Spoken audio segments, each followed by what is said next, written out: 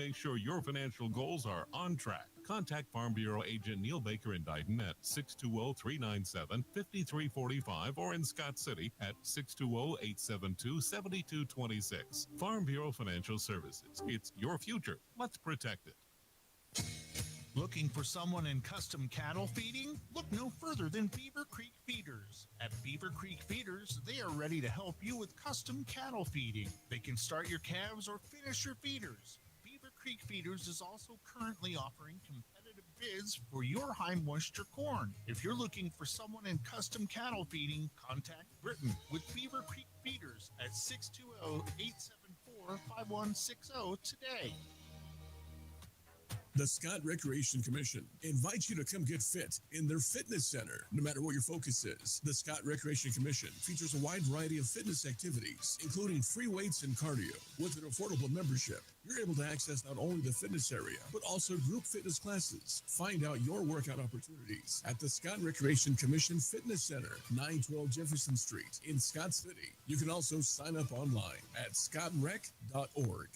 Fall is coming and the prices on Valspar paint are falling at Scott County Lumber. Right now, Scott County Lumber has prices on Valspar paint that won't last long. Paints like Valspar Medallion interior and exterior, color, style, and climate zone. The cooler temps make it the best time to paint before winter with Valspar Medallion or climate zone house paint. With several finishes and many colors to choose from. Pick up on falling Valspar paint prices today at Scott County Lumber, where they always help you get it done with excellence.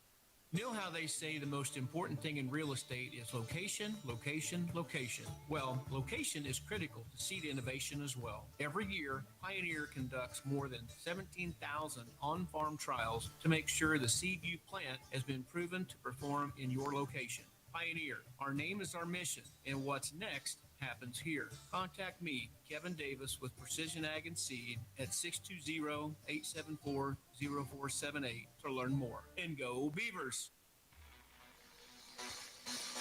Weathers Land and Livestock wishes the Scott City Beavers good luck during the 2023-2024 season in the classroom and in all their activities. They're proud to support the Scott City Beavers right here on Mix 94.5. Hard work, dedication, and persistence are the keys to success for a great season in athletics, activities, and in the classroom. Good luck, Scott City Beavers, from Weathers Land and Livestock.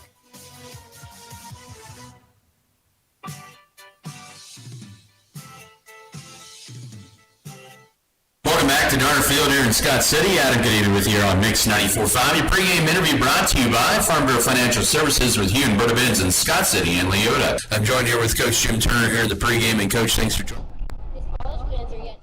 It's the Quality Ray team on Friday night last week, 54-22. Got up on them 21-0 before they scored, and it was kind of back and forth that second quarter, but you guys were kind of able to take control of the game for good in that third quarter. And looking back last Friday night, you had to like what you saw from week 1 to week 2. Yeah, especially on the offensive side. I mean, different look for the defense from week 1 to week 2. Different level of skill players was probably the big thing, but not happy at all with the defense. The first defense giving up some touchdowns. To me, it was mistakes we made, so that wasn't very pleasing. But overall, as a team, I thought we were better in week 2 than week 1, and hopefully we just keep improving tonight. And what was impressive as well was the consistency you see from your offense, a lot of explosion out of it, with Canvin finding Colin for a couple of long touchdowns in that first quarter, finding Jackson Rumford. And I think he connected with 6 different receivers out of his 8 or 10 completions, and you gotta like the distribution and the spreading out the ball there. Yeah, he even hit the flats a couple times, which he never hits at practice, so that was good to see. But he's doing a really good job for us, and we got some guys that can catch the ball, so the big plays are nice. We also want to be able to put together some drives and push it down the field on the run and the pass. So, still stuff to work on, and, with the speed we're going to see tonight, that explosive plays, we may not go for 60 yards, but we got to be able to grind it out sometimes. Defensively, there were some great moments as well.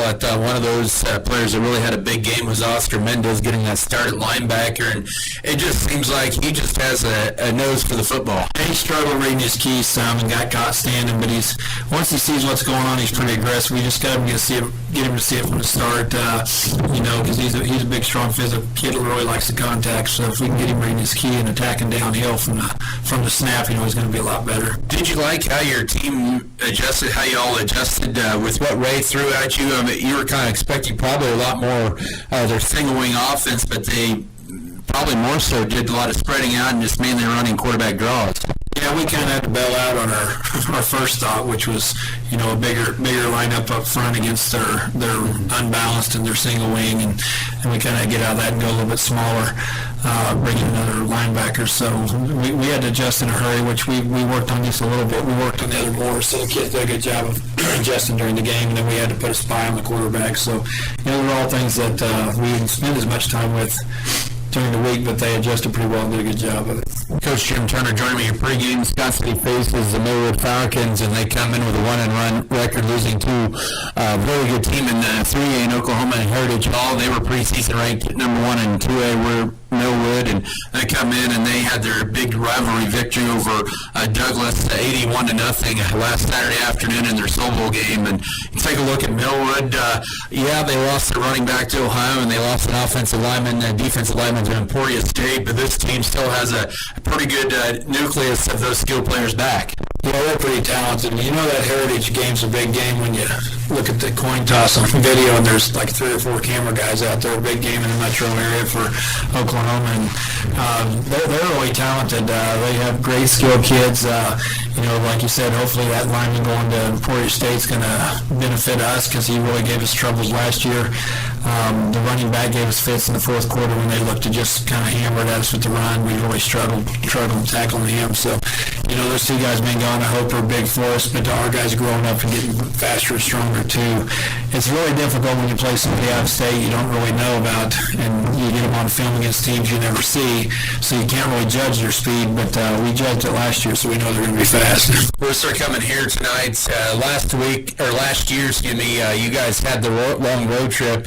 Did that really kind of play a factor, and could that play a factor for Millwood tonight?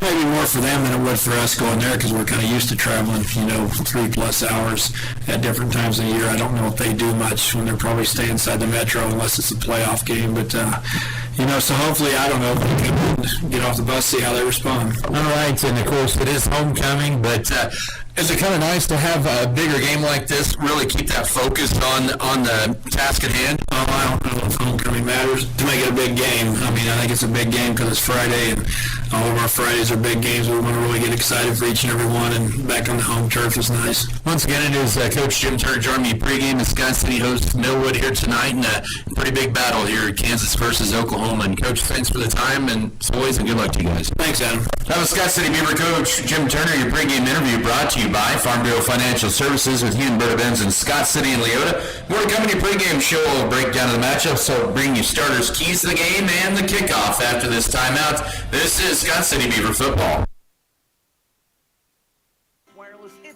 Let's go another 3 minutes, please. 24 or 18-month agreement and get a device on us like the iPhone 14 or the new Google Pixel 7. Stuck in a contract with your current provider? Switch now and get up to $1,000 per line. For more details, stop by your nearest Next Tech Wireless location today or call or text our customer care team at 877-621-2600. Next Tech Wireless, home on the range. Fairleigh Feed Yard in Scott City takes pride in being part of Kansas's cattle feeding industry and is constantly aware of the specific needs of today's cattlemen. You can expect the best at Fairleigh Feed Yard, located 7 miles south and 6 miles west.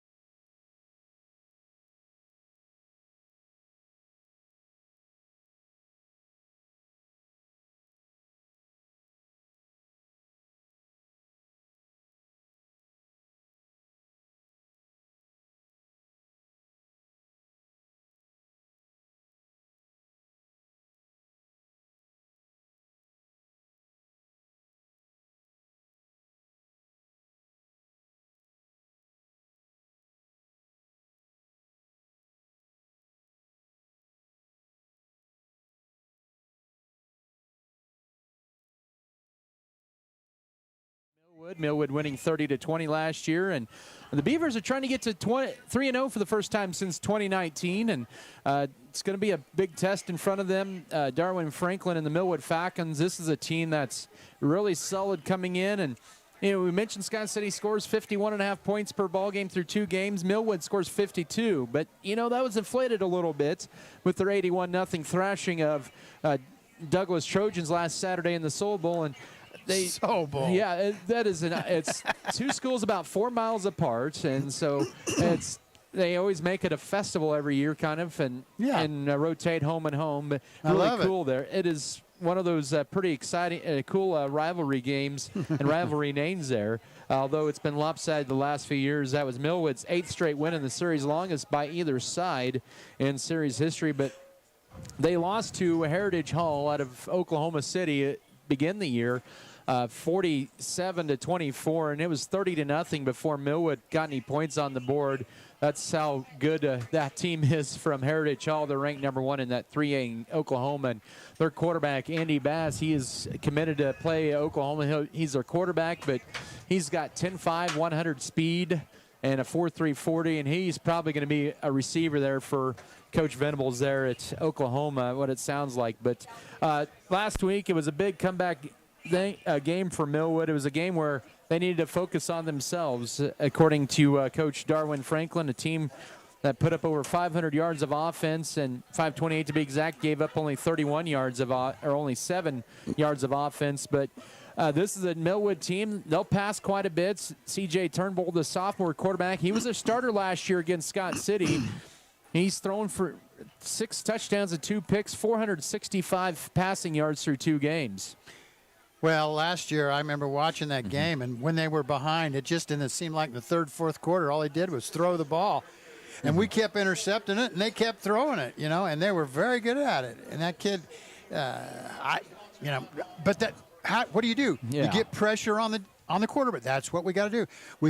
I'll bet you we play some man-to-man defense out there also on their very far wideouts. They're going to go deep with the ball, too.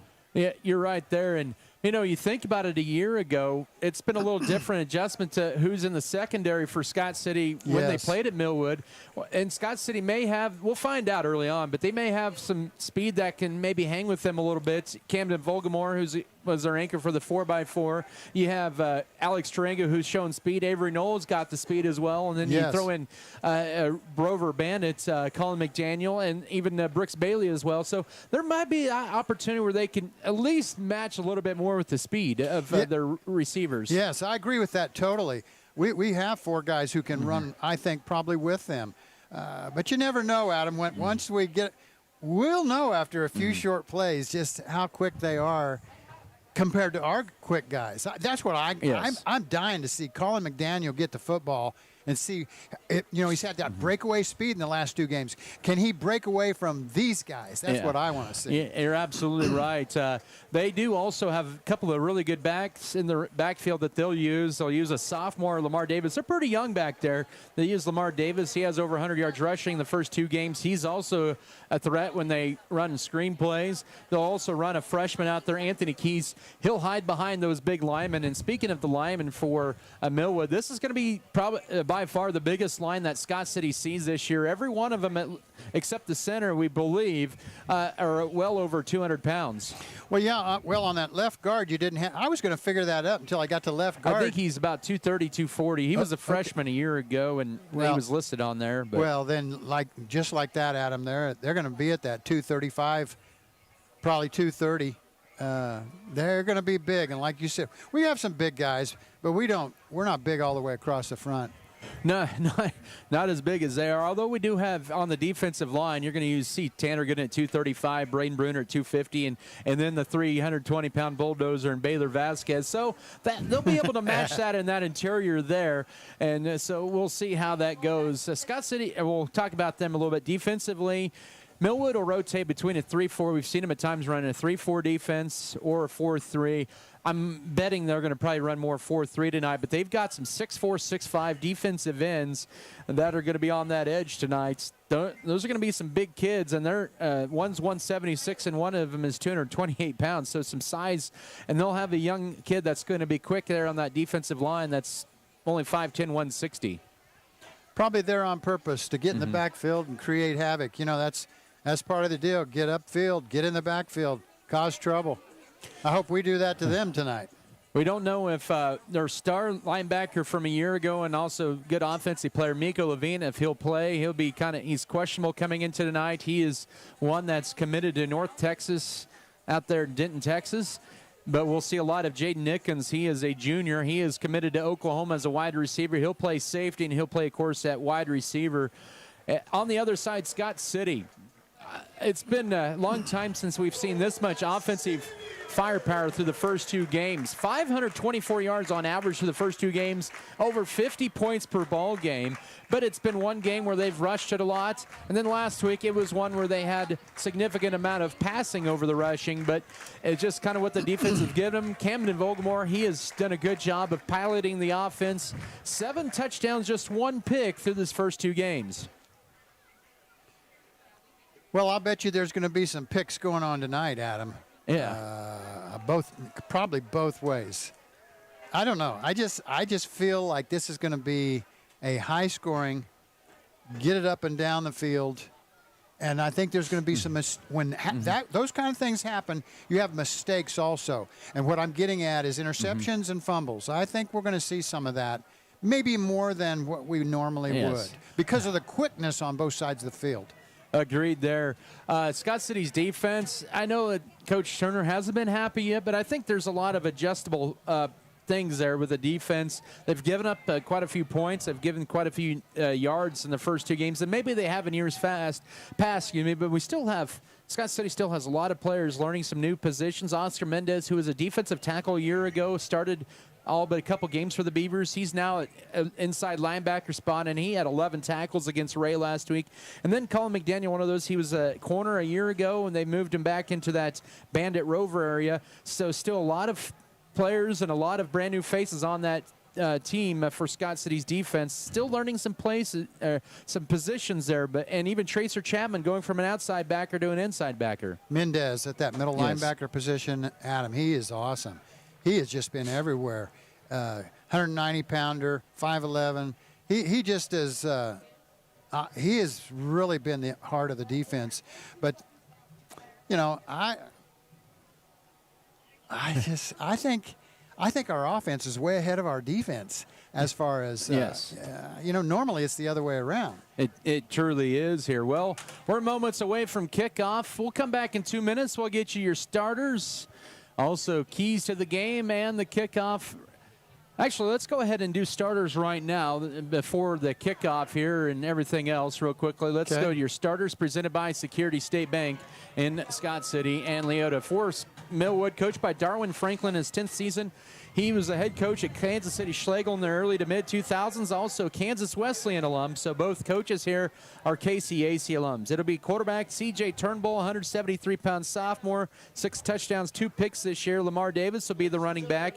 Jaden Nickens, Deshaun Buford, Donovan Knight, Xavier Thompson are your wideouts. We'll get to the rest of your starters after this 90-second break. This is Beaver Football. Here's Odessa from Plain Jan's. Plain Jan's, Plain Jan's, Plain Jan's. Oh, we do so many things. Tell us about it, Odessa. Well, we rent.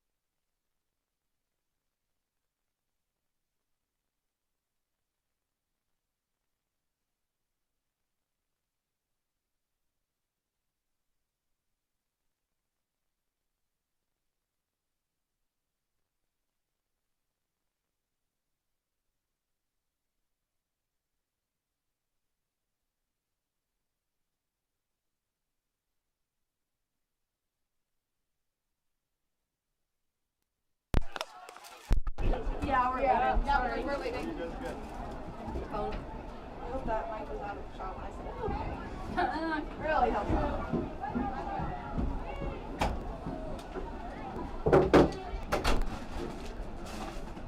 Continue on with your starting lineups. Once again, we had the wide receivers for Millwood when we left you last. Jaden Nickens, he is a 3-star wide receiver prospect, just a junior, committed to University of Oklahoma. He has 4 receiving touchdowns this year. Xavier Thompson, another speedy threat. He can return punts and kicks pretty quickly for them as well. Donovan Knight and Deshaun Buford. On the line, we believe it's going to be Jordan Johnson at left tackle, Gamble Smith, Jeremiah Hogan, Dylan Shepard, and Magnus Taylor from left to right. For Scott City's defense, Tanner Gooden and Braden Bruner on the inside. Case Armendariz, Jackson Rumford are the defensive ends. Inside backers, Oscar Mendez, Tracer Chapman. Outside backers, Brooks Bailey. He's getting his first career start tonight. And Colin McDaniel. Alex Tarango, Camden Volgamore will be your corners. And Avery Knoll has Scott City's first pick of the year, will be your free safety. Those are your keys to the game presented by State Farm, or by your starting lineups, Security State Bank. Keys to the game presented by State Farm agent Michael Trout. Number one key to the game, I'm curious to see, can Millwood get off the bus? And will they be a little lethargic, or will they be really ready to go? Number two, they only play 4 guys both ways. Both ways means that 4 guys play on offense and defense both. Scott City's playing 9 guys both ways. So in the second half, are we going to be a little tireder than they will be? Those are really two important things, I think. We'll see. Once again, those are your keys to the game presented by State Farm agent Michael Trout. We're here on the top of the hour on KSKL Scott City. It is Millwood who won the toss. They elected to defer, so for the first time this year, Scott City will receive. They will defend the south end zone and go into the wind. That's about 15 miles per hour from the northeast. It is a 67-degree evening here at Darner Field. Homecoming 2023. The Beavers breaking out these uniforms for the first time. Brand new home uniforms, those navy blue tops, white numbers and letters, light blue pants, light blue helmets. And kicking off for Millwood, that is going to be number 6 for the Falcons. That is Cameron Carter. He is the nephew of Major League Baseball great Joe Carter, who played for the Toronto Blue Jays, the hero of the '93 World Series. He went to Wichita State as well. They do not kick it particularly deep. Scott City has, about 3 inside their own 30-yard line. Millwood in the white tops, dark blue pants, white helmets with the power M on the side, the block M, I should say, on the side. Here's the approach. It's a kick up the middle with a bounce, and it's muffed and picked up by Cesar Peregrino, and he's going to be wrapped up immediately at the 26-yard line. Little miscommunication there. Go ahead. I was going to say, I think they did just what they wanted. They wanted a little confusion. They didn't want high, deep kick and give us an opportunity to run it back. So here we go. Scott City with Camden Volgamore. We'll get the snap from his cousin, Brevin Volgamore here as we're at the 26-yard line. Handoff. Chapman has some room left side. It closes quickly. About a gain of 3. About 4 to the 30-yard line. In on the tackle that time was Tommy Fisher, 156-pound junior, but a nice gain on first down of about 4, 2nd and 6. Well, I'm looking through these numbers to see if we have the right guys. Did they put the right guys at the starters? Yeah. Second down, handoff right side. This is to Avery Knoll, trying to bounce it outside, but he gets wrapped up immediately by Kenneth Childs, 130-pound junior outside linebacker for about a gain of 1 to the 31, setting up 3rd and 5. Man, they look big on the defensive line, on the inside especially, 61 and 62. Yeah, that's some beef in that middle there. Scott City did at times have a hard time moving the football a year ago against them. So 3rd and 5 this year so far, Scott City 60%. Volgamore looking left on 3rd down for a jump ball, and it's going to be incomplete. It's knocked down by the corner that time, Colby McGarry, the senior, and then it's going to be a quick 3 and out for Scott City with 10:58 to go first quarter. Well, and that wind is out of the northeast, so we'll be kind of punting into it, Adam. It's a little stronger than 15, about 20-mile-an-hour wind gust. It does. Earlier that flag was hanging on the pole, but now it was standing straight out there. I think outflow wind of some light rain fall to the north and east of us. Jackson Rumford has had a good junior year punting the football, and he booms this one as it is Jaden Nickens to receive it at his own 34-yard line, and a nice open field play by Colin McDaniel at the 31-yard line with 10:50 to go first quarter in Millwood territory. He punted that one about 47 yards, I believe it is. Oh, Adam, that was a wonderful punt into the wind. Spiral, got up there high, but just dug into the wind, kept going. That kid made a great catch. He didn't catch it with his body, caught it with his hands. 31-yard line, a punt of 37, and about -2 on the return. Here's Millwood for the first time. They'll send a man in motion from left to right on 1st and 10. That is Chance Davis. It'll be a handoff going left side, and breaking for about 4 is going to be the running back Lamar Davis. He'll be brought down by Case Armendariz.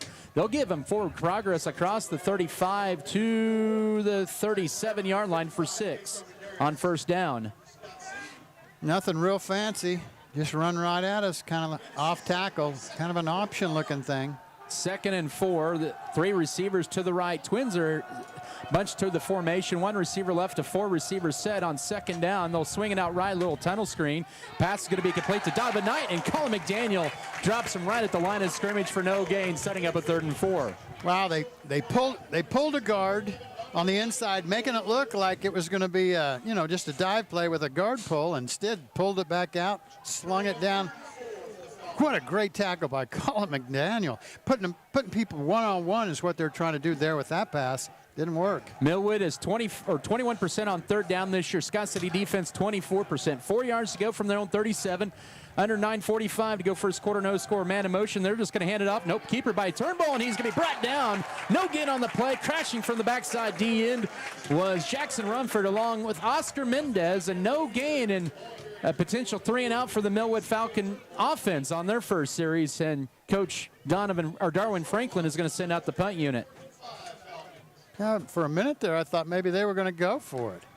Yeah, I did too. I actually thought the quarterback should have handed it off to 22 and let him get. He looked like he had a crack there. Yeah, he's not a big kid. Turnbull is their punter. We didn't know if it'd be him or Zaire Fisher. Here's a snap and the kick away. It's a low kick, and it's right down the seam across the 30. It's effective. It was kicked at about the 28-yard line, and it'll drop dead at about the 12, but the official throws the marker at about the 26-yard line. And so about a 38-yard punt with 8:53 to go first quarter. Both teams 3-and-out on their opening possession. Still no score here in Scott City. Could have been a 48-yard kick if that kid hadn't let it hit him. Yeah. So for the second straight series, the Beavers will start at their own 26. They got to their own 31. A 3-and-out for both teams to begin this ball game. With 8:53 to go in the opening 12 minutes. Tarango wide to the right. Pistol wing team, man in motion. They'll hand it off left side. This is to Griffin Edwards, and he maybe gets a yard out of that to the 27. Upended that time by Cameron Carter, 2nd and 9. Well, I thought this would be a sling the ball around, high scoring. Right at the moment, we're just playing defense, Adam, both sides. 2nd and 9, 5 on the line for Millwood. Back to passes Volkmar on a play fake. Now he has to roll to his right a little further. Steps up, finds a wide open. Colin McDaniel has a first down. Cuts to left side. 45, midfield, 40. There's a flag, though, and this is going to be coming back. McDaniel will take it all the way, but this one's coming back. There's a flag right at the 36-yard line. As rain starts to fall a little bit here with 8:13 to go first quarter. Randy Richter is the head white hat here tonight. And this will be a personal foul, blindside block. That's even worse than a block in the back. Oh. So wipe off the 60 blindside or 73-yard touchdown pass play. We need instant replay, Adam. Yeah. So, unfortunately, that's going to be wiped off and a 15-yard penalty for Scott City. Oh, that wasn't. That's what it was. That's a tough call. But it's going to be 2nd and long. Ball at the 21-yard line, 2nd and 15. Volgamore swinging out left side to Alex Strango and make the catch. Turns it upfield. He'll get about to the 24-yard line, is pulled back. There was about 4 white shirts there. Leading the tackling that time was Robert Wilson, a 6'5", 176-pound senior. Well, that sure brought some excitement to the crowd here, didn't it? It did. And it showed one of the things I was looking for. Could Colin outrun all them guys to the end zone? He can. He cut it across the grain from right to left there. He did. It wasn't just straight down the field. He went from the east side to the west side and then went down there. 3rd and 12, 24-yard line, and Scott City a little undisciplined here on this possession as they now have an illegal procedure call against him, and that's 2 penalties. One is wiped off a touchdown, and another one will back him up even further inside their own 20. As a wide receiver, all you're supposed to do is look at the ball. You don't listen to the snap count. Just look at the ball. When the ball moves, it's time to go. 3rd down coming up here, and 17. Vogelmore low snap this time, sets up a middle screen to Jackson Rumford, makes the catch. He's got room left side, 30, 35. He's got a first down the same, 40, 45, midfield into Millwood territory to the 48-yard line. That was a touchdown-saving tackle that time by Kobe McGarry on the middle tight end screen. Good for 33 yards and a Beaver first down. Boy, that caught Millwood sleeping, Adam. The inside tight end screen. We haven't seen that in a long time. And that was beautifully well executed. Beavers snap it on the plus side of the 50 on first down. Oh, a fumble on the exchange. Scott City, I think, falls on it right at midfield. They were trying to do the counter inside to McDaniel, and they did not get exchanged cleanly. And it will be loss of 2, 2nd down and 12. Oh, that's that play that I either hate or I love. I hate it when it don't work well, and I love it when it works well. Yes. That time they didn't even get a chance to run it because they fumbled it. We're near the 6.5-minute mark of the first quarter. Still no score. 2nd and 12 for Scott City right at midfield. Ball on the left hash mark as the Beavers move to the north here in the opening 12 minutes of play. 2 receivers to the right, Rumford to left as they'll run a speed option right side. They'll pitch it late, and it'll be dropped for a loss to Alex Tarango for a loss of 1. Miko Levine, the North Texas Mean Green commit, makes a tackle for a loss of 1, making it 3rd and 13. I was going to say, there was some nice speed out there, Adam, chasing our Tarango. And that was a beautiful play, and it was a nice pitch. Tarango did a good job catching it, but Millwood, with their speed, got right there to him.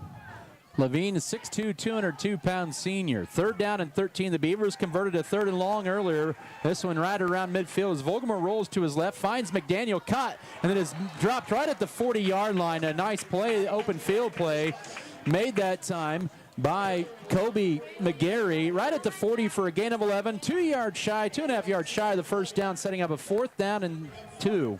Man, Colin really got hit, in that hip area, rib area. Whew. Scott City going to go for it. An empty backfield on 4th and 2 as Vogelmore rolls to his right. He's just going to run it himself. He's got the first down, 35, and he'll be tackled by Levine at the Millwood 30-yard line. Scott City, their 2nd conversion of the year on 4th down, and it is a chain mover at the 30-yard line of Millwood. Ooh. McDaniel and one of the Millwood kids, McDaniel blocked him. And the Millwood kid looked back at him, at the end of the play, and Colin walked back over there, and they both fist bumped like, okay. It's a 4-minute drive for the Beavers, empty backfield. Vogelmore now rolls to his left, finds a little pressure as he is going to just tuck it up and run. 25, got the first down, 20, 15-yard line, and he's down at the 13. He's tackled there at the 13-yard line. That's 1st and 10. 1st and 10. I think is there a flag? There's a late flag, I guess. The whistles are blowing. Got to get holding on Scott City. On Millwood, excuse me. Declined. So that was a 17-yard run into the Lewis Automotive Group red zone for Vogelmore. He has 3 carries, 25 yards already as the Beavers with their 8th play of the drive coming up. Yeah. Nice play. Vogelmore not throwing it. He looked like he was going deep with it, then pulled it down, then took off. And now an empty backfield as 3 receivers. The right flag comes out. This will be on Scott City as Camden goes for the end zone. It's going to be, intercepted at the goal line. by Carter, and he'll take it to the 15. So the illegal shift, now he's dragging the pile. He takes it all the way to the 21-yard line. That's a tough one because Scott City was not set, and the Millwood Falcon defense steps up near the goal line. He underthrew his receiver. Yes, he did. By, gee whiz, 5-6 yards at least he underthrew it, and easy pickings for Carter. You know, what they said was Scott City kid wasn't set. You know, in some ways he looked like he was still just in motion. Well, there were two in motion there. Oh, there were two of them moving. 22-yard line, 1st and 10 for the Falcons. No score. 4:10 to go first quarter. That was nearly a 5-minute drive for Scott City. First time they've turned it over in the red zone this year, where they've been 100% coming into tonight. Turnbull, the sophomore quarterback, sends Nickens in motion right to left. A low snap. It's a draw play and a lot of room left side, but closed quickly. And a nice play by Tanner Gooden, stopping the running back, Lamar Davis, for a gain of 3 to the 25. Number 2, Franklin over there, really continued his block and put the Beaver on the ground after the whistle. 2nd and 7, 25-yard line with 3:45 to work first quarter. 2 in the backfield, a blocking back in there as well. They'll send Lamar Davis in motion. It'll be a handoff up the middle. Good job by Scott City collapsing in the middle. You have Jackson Rumford, also Tanner Gooden in there, limiting Lamar Davis just a yard gain. Make it 2 to the 27, setting up a 3rd and 5. Correction, that was Keys. 3rd and 5. Trips to the right, 1 to the left. 3 minutes to go first quarter, 15 to snap it, still scoreless, and then we had movement.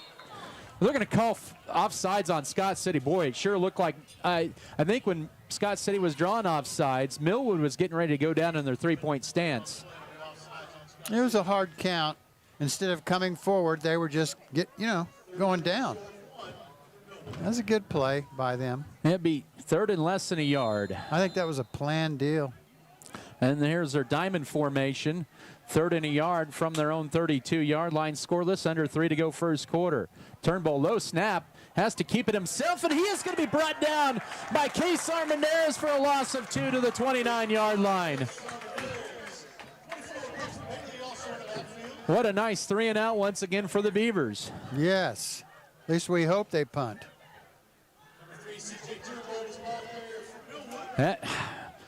The low snap that time hurt Millwood, and Scott City feasted on it. Armendariz shooting up immediately. Hit as a DN, your assignment's the QB, and he met him right away.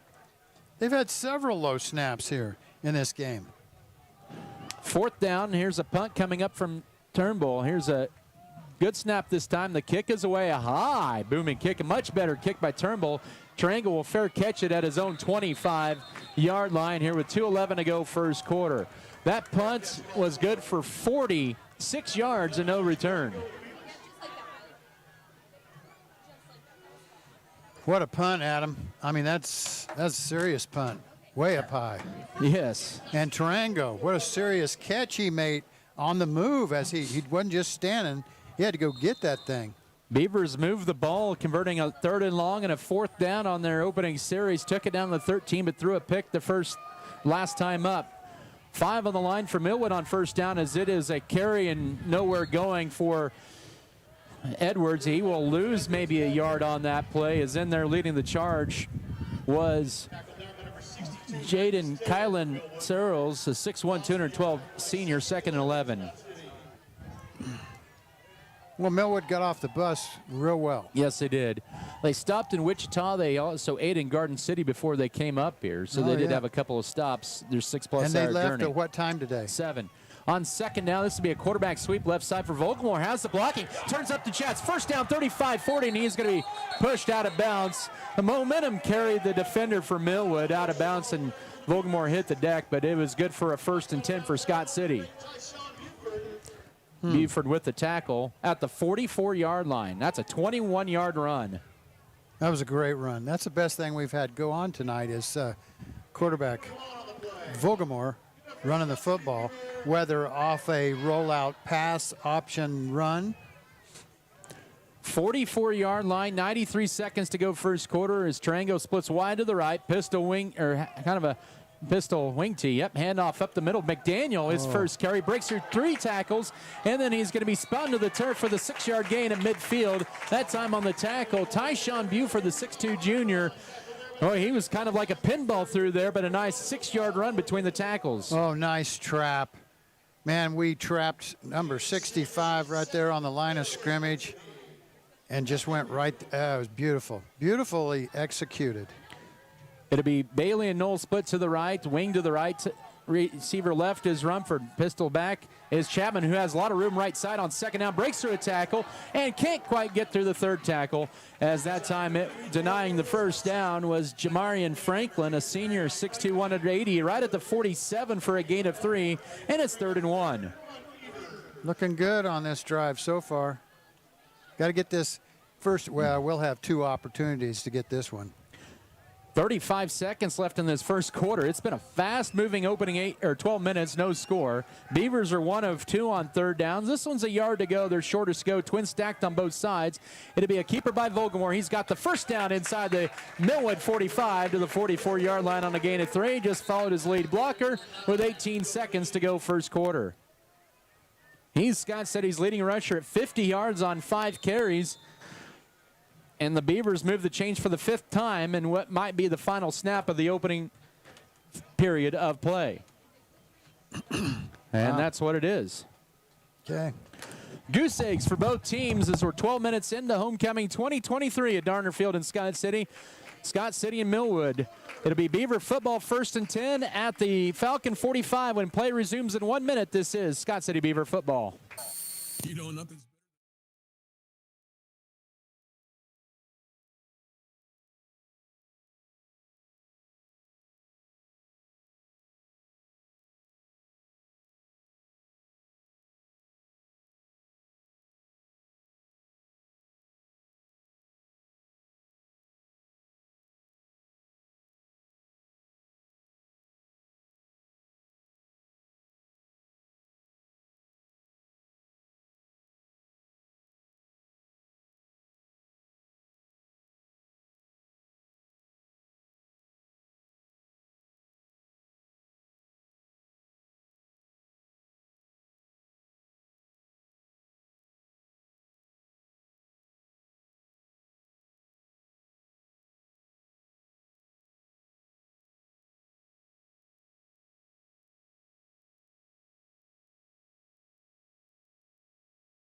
.5 KSKL, Scott City, powered by Wheatland Electric, committed to improving the lives of their members and the community they serve. Wheatland Electric, delivering energy for life, a Touchstone Energy cooperative.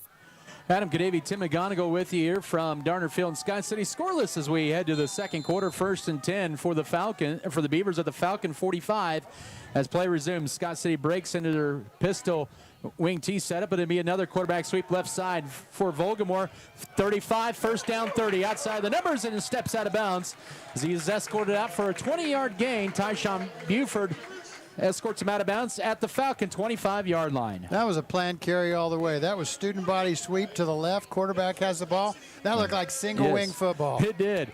Camden Volgamore already has 70 yards rushing on 6 carries. Keep in mind he had the fumble recovery for -2 on his first carry. Beavers have moved the ball pretty good here in this first half. Still scoreless. Play fake on first down. And now he'll be sacked with Volgamore at the 30-yard line. Is crashing in on there was Miko Levine as well as Deshaun Buford, 179-pound sophomore. Second down and long coming up. Well, that was going to be a pass play all the way. Fake to the run. You know, there wasn't a run pass option. That was going to pass the football. We're in the first minute of this second quarter. It's no score. The Beavers with their second good drive of the game coming up. Trying to get some points out of it. They have the wind in the at their back here in this second period. Taking some time in the huddle. They have 10 to snap it now, under 10 as they break the huddle. They'll send Chapman in motion to the right side. Back to pass out of an empty backfield. Sets, now rolls to his right, has to step up. Looks and finds too high, trying to get Colin McDaniel at about the 15-yard line. Overshot him, but nobody was going to get that for either side, setting up a 3rd and 14. Although Tarango, deep in the end zone, was breaking open as he threw that football, which was behind Colin. So in some ways it was a little high for Collin, but it was way short for Tarango. Scott City has dominated the time of possession this first half. Have we? They had a 4 minute, about 7 minute, maybe 8 minutes to their 4 or 5. Play fake on third down and long, rolling to his right, finds Runford, makes the catch. Oh, he dropped it. They're going to rule that incomplete as he took a hard shot right at the 15-yard line. Hopefully it just knocked the wind out of him that time, as delivering the blow at the 15 was Tyshawn Buford, as Runford is still down. He's going to have to come out for one play. I think Coach Turner wants a legal hit on that, because remember Avery Knoll had that last week. But he's okay. He's up. Hopefully just not wind knocked out of him. Yeah, that would be my guess, Adam. Lost his wind for a moment. I hope that's all it is. Boy, he got hit hard. He did. It was a nice pass. It was a nice catch, although they didn't count it as a catch. It's too bad they couldn't call it a catch and a fumble, because Scott City would have hopped on it right at the 15. Oh, yeah. We who was that? It was. I think it was Tarango. I thought it was Brooks Bailey. Or it might have been him. Yeah. Either one. I thought he was Actually, I thought he could have picked it up and just ran into the end zone. Can you advance a fumble? I think in high school you can advance I think you that can stuff. advance, yeah. They're going to reset the play clock here. 10:56 to go first half. It'll be 4th and 14 for Scott City, and I think they're going to take time. We'll take it as well. 10:56 here in the first half. It's no score, 4th and 14 when we come back, and we'll come back in 30 seconds. This is Beaver football.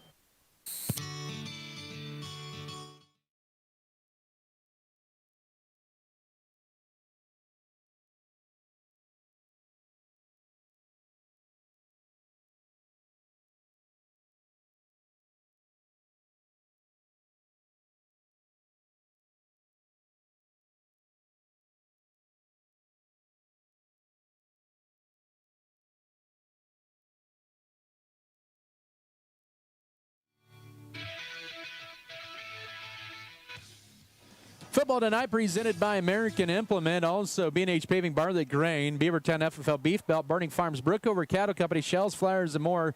Clint's Diesel Repair, also Decal Bear, Farm Bureau Financial Services, Hugh and Berta Benz, Fairleigh Companies, First National Bank, Farm Bureau Financial Services, Neil Baker, Fro Heating and Cooling, Fro Ag Service, and Fro Electric. At 4th and 14 for Scott City out of their timeout. Ball at the Millwood 29, no score, 10:56 to go first half. And they will implement in a 4-receiver set with a wing to the right, virtually empty backfield. And, they're going to get an offsides, I think. Yep, that'll be offsides on Millwood. That's their first penalty of the night. So instead of a 4th and 14, it'll bring up a 4th and 9.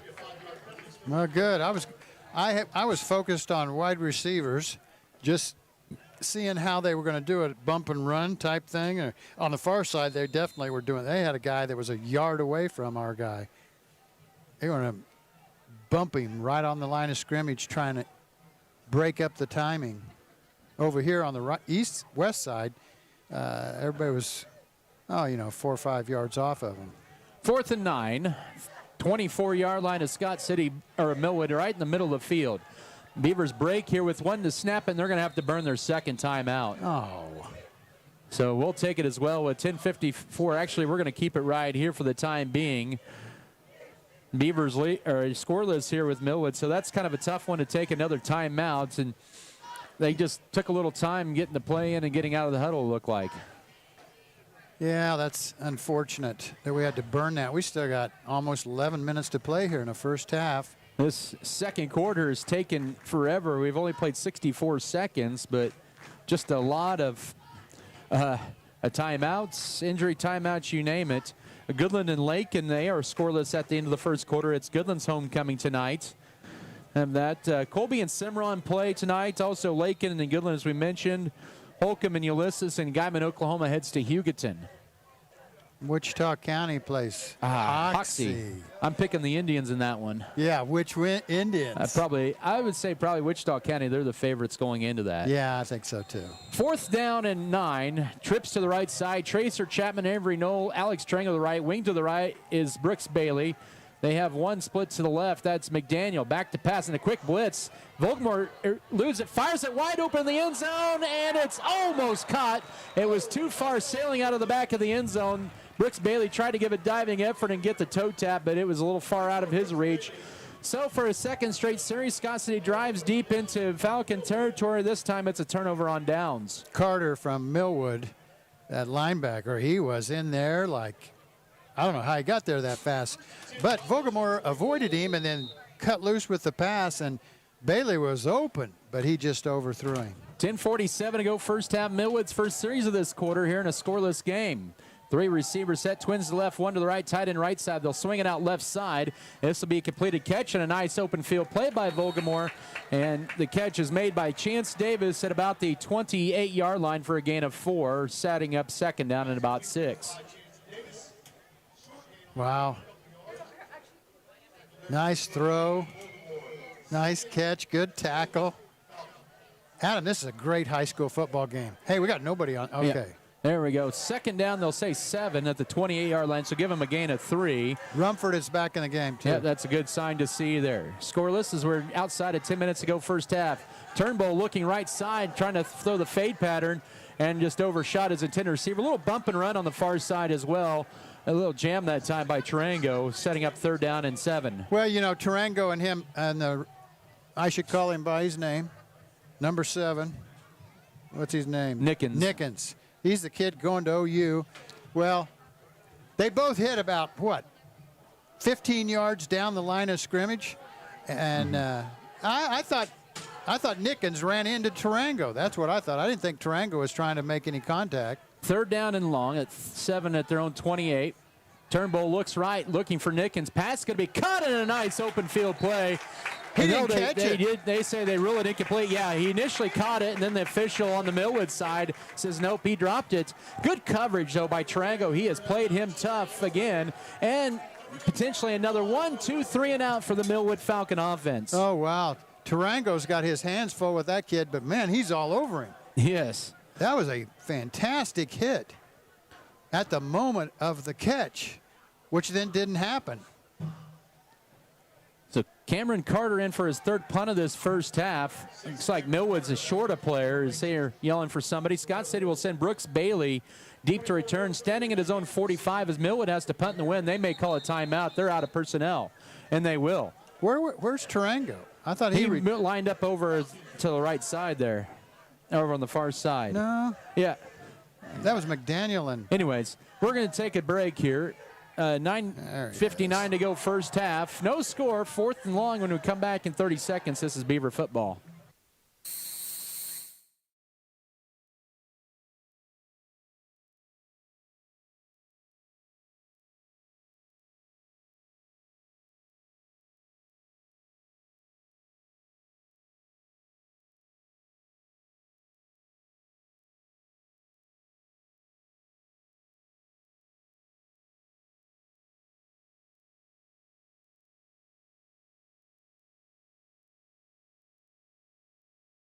Tarango's now back for the. He came to the sideline. That's why I thought maybe he got hurt.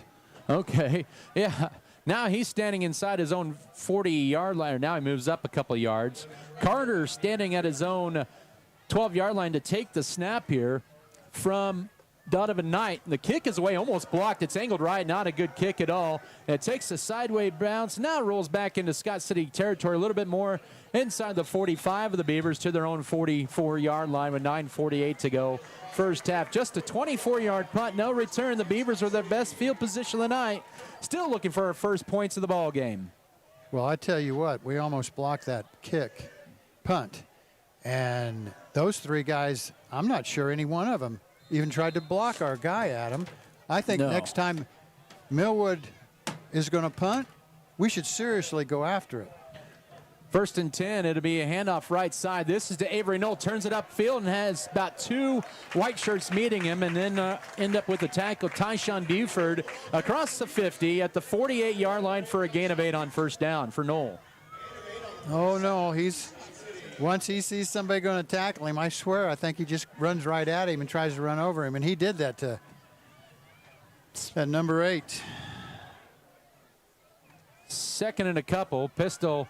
Wing T, the pistol back is going to be Edwards. He'll get the carry left side, trying to turn it upfield. Leans forward. He'll be awful close to the first down. And where they mark it, I think he's just going to be maybe a couple of turf blade shy. Yeah, I think they're going to mark. Yeah, they marked him short of that. Boy, they marked him a little further back than I thought they would. They must have put it where his knee touched. Yeah, right at just with the nose on the inside of the 47. Because his body and the ball were across the line. Scott City 2 of 4 on third down. This one a yard to go. Volgamore, another quarterback sweep right side. He's going to have the first down. Cuts it upfield 40, and he's up in it about the 39, 38-yard line that time. The tackler on the play was Jamarian Franklin, the 6'2 senior. But a nice gain on the play of about 8, and another Beaver 1st and 10. That's been the best play we've had all night long. Volgamore on the run. Now, I shouldn't say that. Consistent play. Half diamond formation, the backfield, the wing to the left, carry left side. This is going to be to Colin McDaniel, turns it upfield 35 and then gets blasted that time by Cameron Carter at the 34. It's a gain of 5 for McDaniel on his second carry. Sets up 2nd down and 5. I don't know about you, Adam, but this feels like state playoff football.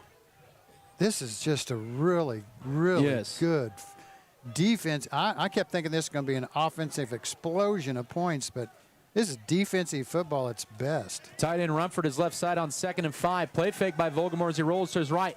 And he throws it into triple coverage and is picked off. Second pick, and that time, climbing the ladder that time was Cameron Carter. Makes the pick at the 28-yard line. Well, that's the second interception of the night. And I said in pregame, with the two high-scoring offenses, I thought we would see some interceptions. Unfortunately, 2 of them have been Scott City's. Millwood has not turned the ball over yet, have they? No, they haven't. Not in turnovers. So with 7:43 to go first half, Millwood with the ball at their own 29-yard line. No score still. Scott City might have so far be their own worst enemy here in this first half. There's a bobble snap on the handoff, and it's picked up by the quarterback Turnbull. He'll gain 2 to the 31-yard line on first down, setting up a 2nd down and 8. Well, we had the penalty called on the 70-yard run by McDaniel, so that we shot ourselves in the foot there. We've had 2 interceptions, so Adam, I'm agreeing with you. We're our own worst enemy here in the first. We look like we're the ones that didn't get off the bus. 2nd and 8, or 2nd and 7, 32-yard line. They officially mark it there with 7 minutes to go first half. Still scoreless here. Split backfield with Davis and Keys in the backfield. They'll send Keys in motion to the right. They'll swing, pump fake it, swing it out to him. Now under duress. Turnbull will just tuck it up and run. He's going to have their first down of the night across the 40 and is escorted out of bounds at about the 47-yard line by Brooks Bailey. That is a gain on the play of 15 yards, and Millwood with their first down of the night. Yeah, all the Beavers were to the east side of the field around the pocket of the quarterback, and he had an easy choice to make there. There was nobody on the west side of the field. Ball on the left hash mark with 6:57. Clock stopped as they ran out of bounds, still scoreless. They'll use Anthony Keys as kind of that blocking back position or halfback. Tied in the right side, twins to the left. They'll send Nickens in motion from left to right. He'll get the jet sweep call right side. Trying to turn it up. Scott City had it strung up, but somehow Nickens finds room into Scott City territory for a gain of about 6. Make it 7 to the 46-yard line. Wow, either our outside linebacker or our defensive end turned that baby in, and he saw it. Nickens did, and he just planted that right foot, cut straight upfield, and wow, 7 yards quick. Avery Knoll with the tackle there, setting up a 2nd and 3. That was, you thought, Scott, like you said, Scott said he had it contained, but somehow he found 7 yards out of that. 2nd and 3, near the midway point of period 2, still scoreless. Nickens will go in motion from right to left. It'll be a handoff up the middle for Lamar Davis, and he lost a couple of yards back to the 48-yard line. Looked like he may have lost his footing there, setting up a 3rd down and long. Lost his footing because he got hit hard. Whew. Mendez drilled him there. Yes, he did. Knocked his feet complete. I mean, that kid was like perpendicular for a moment before he hit the ground. And the Scott City defense get another 3rd down stop here. We're just past the 6-minute mark of the second quarter in a scoreless game. They bring in a new center here on 3rd down. That is Jeremiah Hogan, a sophomore. Oh, and Scott City moves into the neutral zone on the hard count, and that's going to be a free first down for Millwood at the 43-yard line. Scott City's been fooled by the hard count by Turnbull for 2 times in this half. There you go, making mistakes, not being disciplined. 1st and 10 Falcons now at the Scott City 43-yard line. This is their longest sustained drive of the game, 5th play of the drive for them. They'll run 2 receivers to the left, 1 to the right. Shotgun setup here for C.J. Turnbull, the sophomore quarterback. He'll take a low snap this time, looks right side, pass is going to be caught and then brought down immediately by Alex Tarango inside the 40 at about the 37-yard line for 5 yards. As that was Donovan Knight, I believe, on the catch. Great defense by Tarango. I mean, he's right there. But the quarterback just really threw that ball. I mean, that was a clothesline out there. Great catch, too. They give him a gain of 6. 2nd down and 4 as we're under 5 to go first half. Nickens in motion from left to right. He was the slot receiver. They fumbled on the exchange, and this time Jackson Rumford blows the play up. Lamar Davis loses 3 yards back to the Beaver 40-yard line, setting up a 3rd and 7. That was the counter to the play of, 3 or 4 plays ago when Nickens got the ball going to the east, and he got contained and went upfield for 7 yards. The guard pulled just like he did, but they went the other direction with that play. But, man, Rumford was right in there all over it. Millwood has had the ball for 3.5 minutes of the second quarter. They have 13 to snap it. 3rd down and 7. Scott City 40-yard line, middle of the field, scoreless at the 4-minute mark of the second quarter. 3 receivers to the right, 1 to the left. Turnbull looking left. Will stop and go. There's a little pressure. Breaking through 1 sack as Turnbull turns it upfield and finds a wide open first down. Donovan Knight inside the 25 to the 24-yard line. He eluded 1 sack opportunity that time, I believe, by Rumford, and stepped in the pocket and delivered a 16-yard pass play. Well, we had him, but we lost him. That was Peregrino. Yeah, had him, but couldn't get him to the ground. That's their first 3rd down conversion of the night. 3:40 to go first half as Millwood's at the Scott City 24-yard line, the scoreless game. Handoff bouncing at right side and getting about 3 to the 22-yard line on first down is Lamar Davis. He has 4 carries and 9 yards in this first half. Well, Millwood got any kind of a extra point or field goal? They always kicker? go for 2. Oh, well, good. Then they've got 3 more downs to get a 1st and 10 here. They're a team that's been pretty solid in 2-point conversions this year, 9 of 9. Wow. 2nd down coming up. They'll send Nickens a motion. Yeah. We have movement on Millwood's side, and it'll be a false start. This is their 2nd penalty all in this drive. Yeah. Put a guy in motion, but the guy on the other side, he wasn't going in motion. He just moved what he thought was going to be the snap count. This is nearing a 5-minute drive for the Falcons here, late first half. Still scoreless. It's a 4-receiver set at the 27 of Scott City, 2nd and 12. Shotgun set up for Turnbull, has Davis to his left, dropping back to pass, looking for up and go, and under duress, rolling to his right, eludes a couple, now steps up, finds a wide open guy, and he slipped it, it's almost picked off. Oh, man. Vogelmore wanted that pick. The intended receiver, Chance Davis, slipped on his cut route at the 5-yard line, and it's 3rd down and 12. Oh, yeah. The receiver fell down, slipped and fell down on the turf. And Vogelmore is just standing there. Ball's coming directly to him. He had to have taken his eye off of it because he was looking at open field in front of him. He was, at the 5-yard line? Yeah. Yeah, there was a lot of room there ahead of him. But got to look that ball all the way in. Millwood 1 of 3 on 3rd downs, make it 1 of 4. 3rd and 12 at the 27-yard line to scoreless game, late first half. Plenty of time for Turnbull as the flag comes out, rolls to his right, steps up. Now will roll to his left, and he'll be brought down by Cesar Peregrino for his 3rd sack of the year at the 30-yard line. Peregrino got held, so that'll be a 15-yard penalty. Peregrino has been kind of that gnat on Turnbull this first half. The holding on Millwood, decline that, take the sack, 4th down. There you go. 4th and 15 for Millwood at the Scott City 30. Awesome. Millwood on 4th down this year is 3 of 7. The Scott City defense 5 of 8. Well, that's why the little Peregrino is in there, a defensive tackle. Little guy. create havoc in the backfield. And then when he missed him, he didn't give up. He kept coming back and came over and got the quarterback down. Can Scott City get one more stop here on 4th and 15 here with 2:15 to go first half? Beavers have one timeout. Millwood has two. Trips to the left, one to the right, one to the backfield. Back to pass. Turnbull pump fakes once, up, an under move, and that one Nickens slips on the turf, and the ball lies dead at about 5.5 yards deep in the end zone. It's a turnover on downs with 2:03 to go first half. Well, Nickens thought he got pass interfered with, and now their coach, one of their coaches, is going to talk with the official. Let's see if the Beavers, what they do with their 2-minute offense here this second quarter. That was a 5-minute, 43-second drive for Millwood. Beavers have just one timeout left here in a scoreless game, but Scott City has had 2 interceptions this year.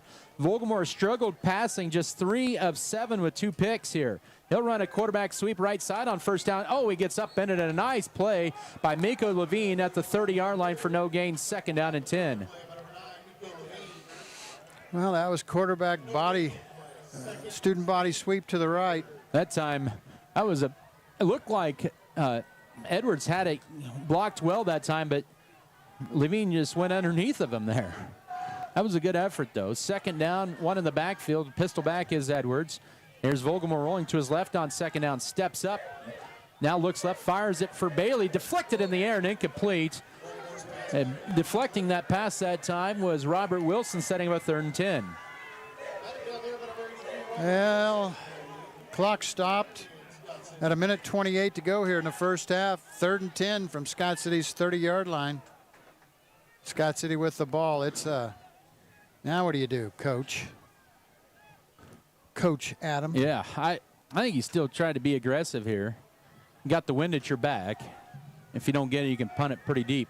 3rd down, back to pass, setting up a screen for Rumford. Oh, he makes the catch, but his momentum falls forward for 2 to the 32. It was set up nicely, but unfortunately, 3 and out for Scott City on 3rd down and 10 with 1:13 and to be up 4th and 8, and Millwood will burn a timeout. Let's take 1 minute here with 1:08 to go first half. Still scoreless. We'll come back in a minute. This is Beaver football. There's nothing more spacious than Western Kansas, and nobody closer than our communities. We are determined to keep our communities connected to schools, kids to teachers and parents. We believe a connected world is a better place. We're more than what we do for our hometowns. It's what we do with our hometowns. S&T is proud to be your family, your friends, your neighbor. Exceptional results. Looking for a fresh start? How about buying a new car or home? We at Security State Bank want to help you with all the financial changes in your life, to choosing the perfect home for your family or starting a new business. Let Security help you. Come into one of our locations in Scott City or Leota, visit our website at ssbscott.com or call 620-872-7224 to find out how Security State Bank can support you throughout the changes in your life. Member FDIC, Equal Housing Lender. Out of the timeout, a high skyrocketing punt that's going to go out of bounds. Boy, that whistle was blown quite quickly with 1:02 to go. Well, Adam, they may have told him to punt it into one of the corners, and, well, he got too much, you know. It'd be a 28-yard punt, but, man, it felt like the whistle was blown pretty quick there. With 1:02 to go first half, but it was a good move. One timeout for both teams. They knew it was going out of bounds from the moment it was kicked. Oh, yeah. But they marked it well at their own 40. Millwood with one timeout. They do get the ball to begin the second half. 4 receivers set, twins to both sides. Ball from left hash mark. High snap here for Turnbull. Has to turn it up, and he's going to be sacked for a second time by Cesar Peregrino at the 33-yard line with 53 seconds to go. Yeah, Scott City doesn't want to use their timeouts. They've only got one. Yeah, and Millwood needs to hustle to the line of scrimmage. If they're sure taking their time getting back to the line of scrimmage. I think that first play maybe determined a lot here. Oh, 2nd down with 30 seconds to go first half. The Millwood will send one player to the right. That is going to be Kobe McCary. Turnbull shotgun formation on 2nd and 18. High snap sets up a middle screen. Pass is going to be caught and almost tripped up as a flag comes out, and they'll knock him out with Vogelmoor right at the 35-yard line. That receiver was Lamar Davis on a screenplay out of the backfield. This is going to be a hold, and that's got to be frustrating on a screenplay to be called for a holding by your lineman. Yeah. Now, what do you take the penalty, or? It was only a net 3 with 14 and a half seconds to go. I think he declined this. I don't know. Well, there's only 14 seconds. Yeah, they're going to take it. Yeah, push him back even farther. It is Millwood's third penalty for 20 yards. They'll mark it at the 22. It'll be up 2nd down and 28 with 14 and a half seconds. What that does is that winds the clock. Yes. And Millwood just may take this one to the locker room. And they will. Well, for two teams that are averaging over 50 points per game, neither team has found pay dirt. Halftime at Darner Field on Homecoming 2023. It's Scott City 0, Millwood 0. As teams head to the locker room, what a physical, good first half of football here at Darner Field. We're going to take a 3-minute timeout. We'll come back with some, well, we would come back with a scoring summary. We'll recap the first half. We'll bring you stats and scores from across the state. Do that in 3 minutes. This is Beaver football. Great Western Time.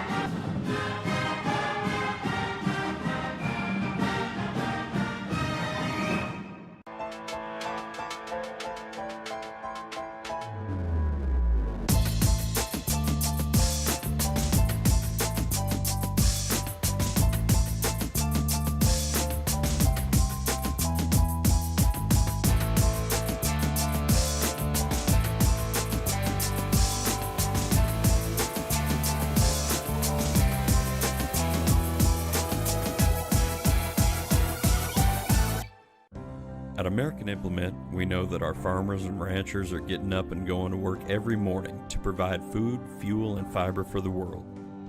And even though time and technology keeps us constantly changing, one thing will always remain the same. We promise that we'll continue working right beside you. We appreciate all that you do for our country and our communities. From all of us at American Implement, thank you, and may God bless the American farmer and rancher. As your local community foundation, we are dedicated to preserving local wealth so the communities in and around Scott County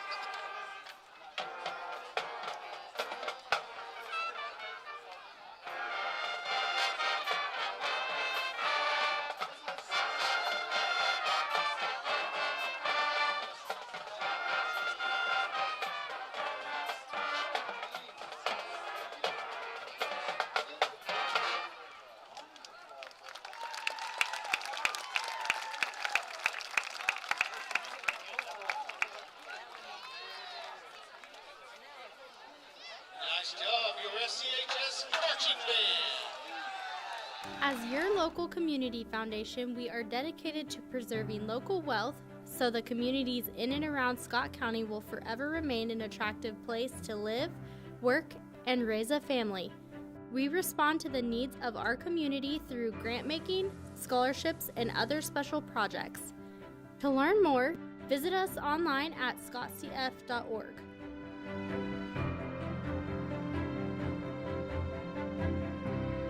I think there's been some a little shoving and pushing going on out here. Now, nothing violent, but it's most of the time it's been with wide receivers and defensive backs down the field, you know, doing some maybe close to the whistle kind of stuff. Yeah. And so I do think there's been some preaching from Millwood. Let's show that. And think about Carter coming up the middle.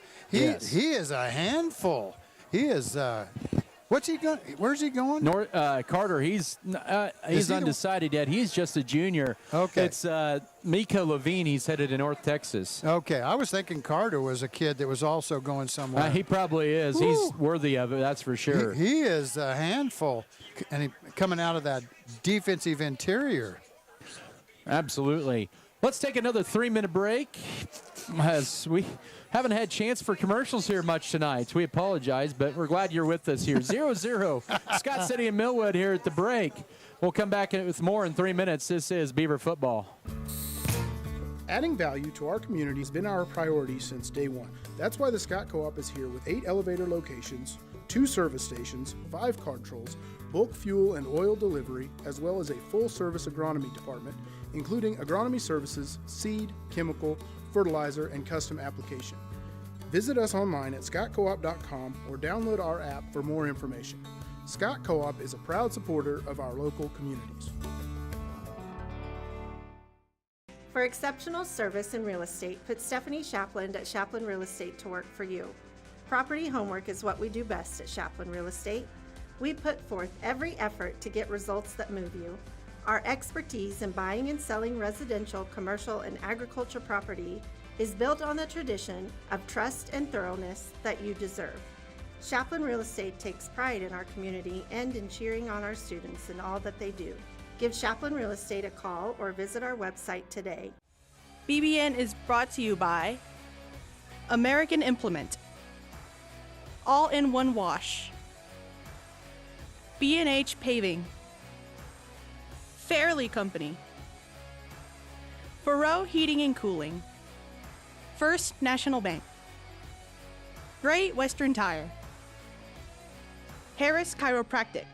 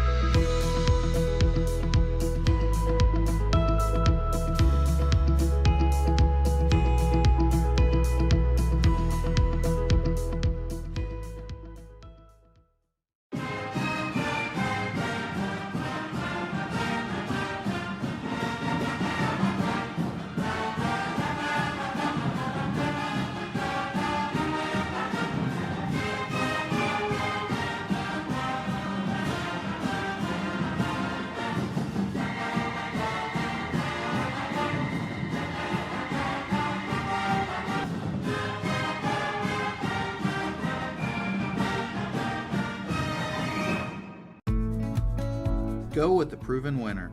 I'm Michael Trout from State Farm in Scott City. When it comes to auto insurance, we score big with our policyholders. We score on competitive rates, on customer service, and on satisfaction and speedy claim handling. Let us quote your autos today and make you a part of the Trout State Farm team. Call or stop by Michael Trout State Farm and you can be assured of our personal best. Go with the winner, Michael Trout State Farm, Scott City. The world needs more farmers. People who know the land. People who support rural communities. People who are as diverse as each acre they care for. But unless you've been born and raised on a family farm, it's nearly impossible to become a farmer. That's why we are building a team of people from our hometown and across the world to do what they love. We are not just a family farm. We are a multi-family farm. We are Volgamore Family Farms. Since 2020, they're due for that. Oh, let's hope. Yeah. Let's hope Scott City just wins the game. That's all. That's where I'm at. Same here. All right, we will take a look at some first half stats. We'll get some halftime scores a little bit later on, as this first half flew by pretty quick. For Millwood, they only had 48 yards of offense in the first half. They had a couple of sacks in there on their one sustained drive that they had, and even late in the first half, and a couple of penalties that cost them. But they rushed the ball 12 times as a team for 24 yards. 6 of those by C.J. Turnbull, the quarterback, on 6 yards. Jay Nickens had a 7-yard rush on the jet sweep. Turnbull passing 4 of 7 for 24 yards, 21 of those to Donovan Knight on 3 receptions. Millwood had 3 first and 10s. They were all on the one drive. They had 2 punts, no turnovers. They were 1 of 5 on 3rd down and 0 of 1 on 4th down. They did have 3 penalties for 20 yards. For Scott City, they tripled Millwood's yardage in the first half, 150 yards, 101 on the ground on 19 rushes. They were led by Camden Volgamore, had 9 carries for 74 yards in that first half. It was Colin McDaniel had 2 carries for 11 yards. Tracer Chapman 2 for 7. Avery Knoll 2 for 9. And that was a bulk of that. Volgamore struggled passing in this first half. Just 4 of 10 for 49 yards. He had 2 interceptions and struggling passing, but he's made up for it with the running in the first half. Jackson Rumford with 2 catches for 35 yards. He had the 33-yard screen, or both of them were on the same play, on the screen pass play on a 3rd and long in the first quarter. Colin McDaniel, the 11-yard catch. Alex Tarango with a 3-yard reception. For Scott City, they had 7 first and 10s, punted the ball just twice, but they had 2 big turnovers when they moved it into Millwood territory. They were 3 of 6 on 3rd down and 1 of 2 on 4th down, but they struggled with penalties. They had 4 penalties for 30 yards in the first half and really came at pretty critical times in their drives. Yes, they did. Yeah, I would have guessed that they'd had more penalties than that and more yards, but the turnovers are what really hurt us. But, you know, we need to get a turnover on Millwood. They put the ball on the ground a couple of times. We didn't get it. All right, so here we are. We'll take our final 3-minute break. No score, halftime. We'll come back with first half stats and get you set up for the second half in 3 minutes. This is Beaver Football. Western State Bank proudly supports Scott Community High School students and athletes as they prepare for another great year of achievements. Just as our students prepare for another successful year, we encourage you to be prepared for whatever life may bring you. Stop in and talk with the knowledgeable staff at Western State Bank, whether it be a new home loan, financing for your business, or any one of our checking and savings account options. We're here to help you. Make sure to check out all of our internet banking options provided at WSBKS.com. Western State Bank, member FDIC. And as always, go Beavers! Sports have this amazing way of making a positive impact in our community. Whether it's helping children, boosting local economies, or creating role models, that's our goal at American Implement too. We believe in being a part of the communities we serve by just being a good neighbor. Thanks for being ours. BBN is brought to you by HRC Feed Yards, J&R, Next Tech Wireless, Red Barn Enterprises, S&T Communications, Scott County Hospital, Scott Co-op, Security State Bank.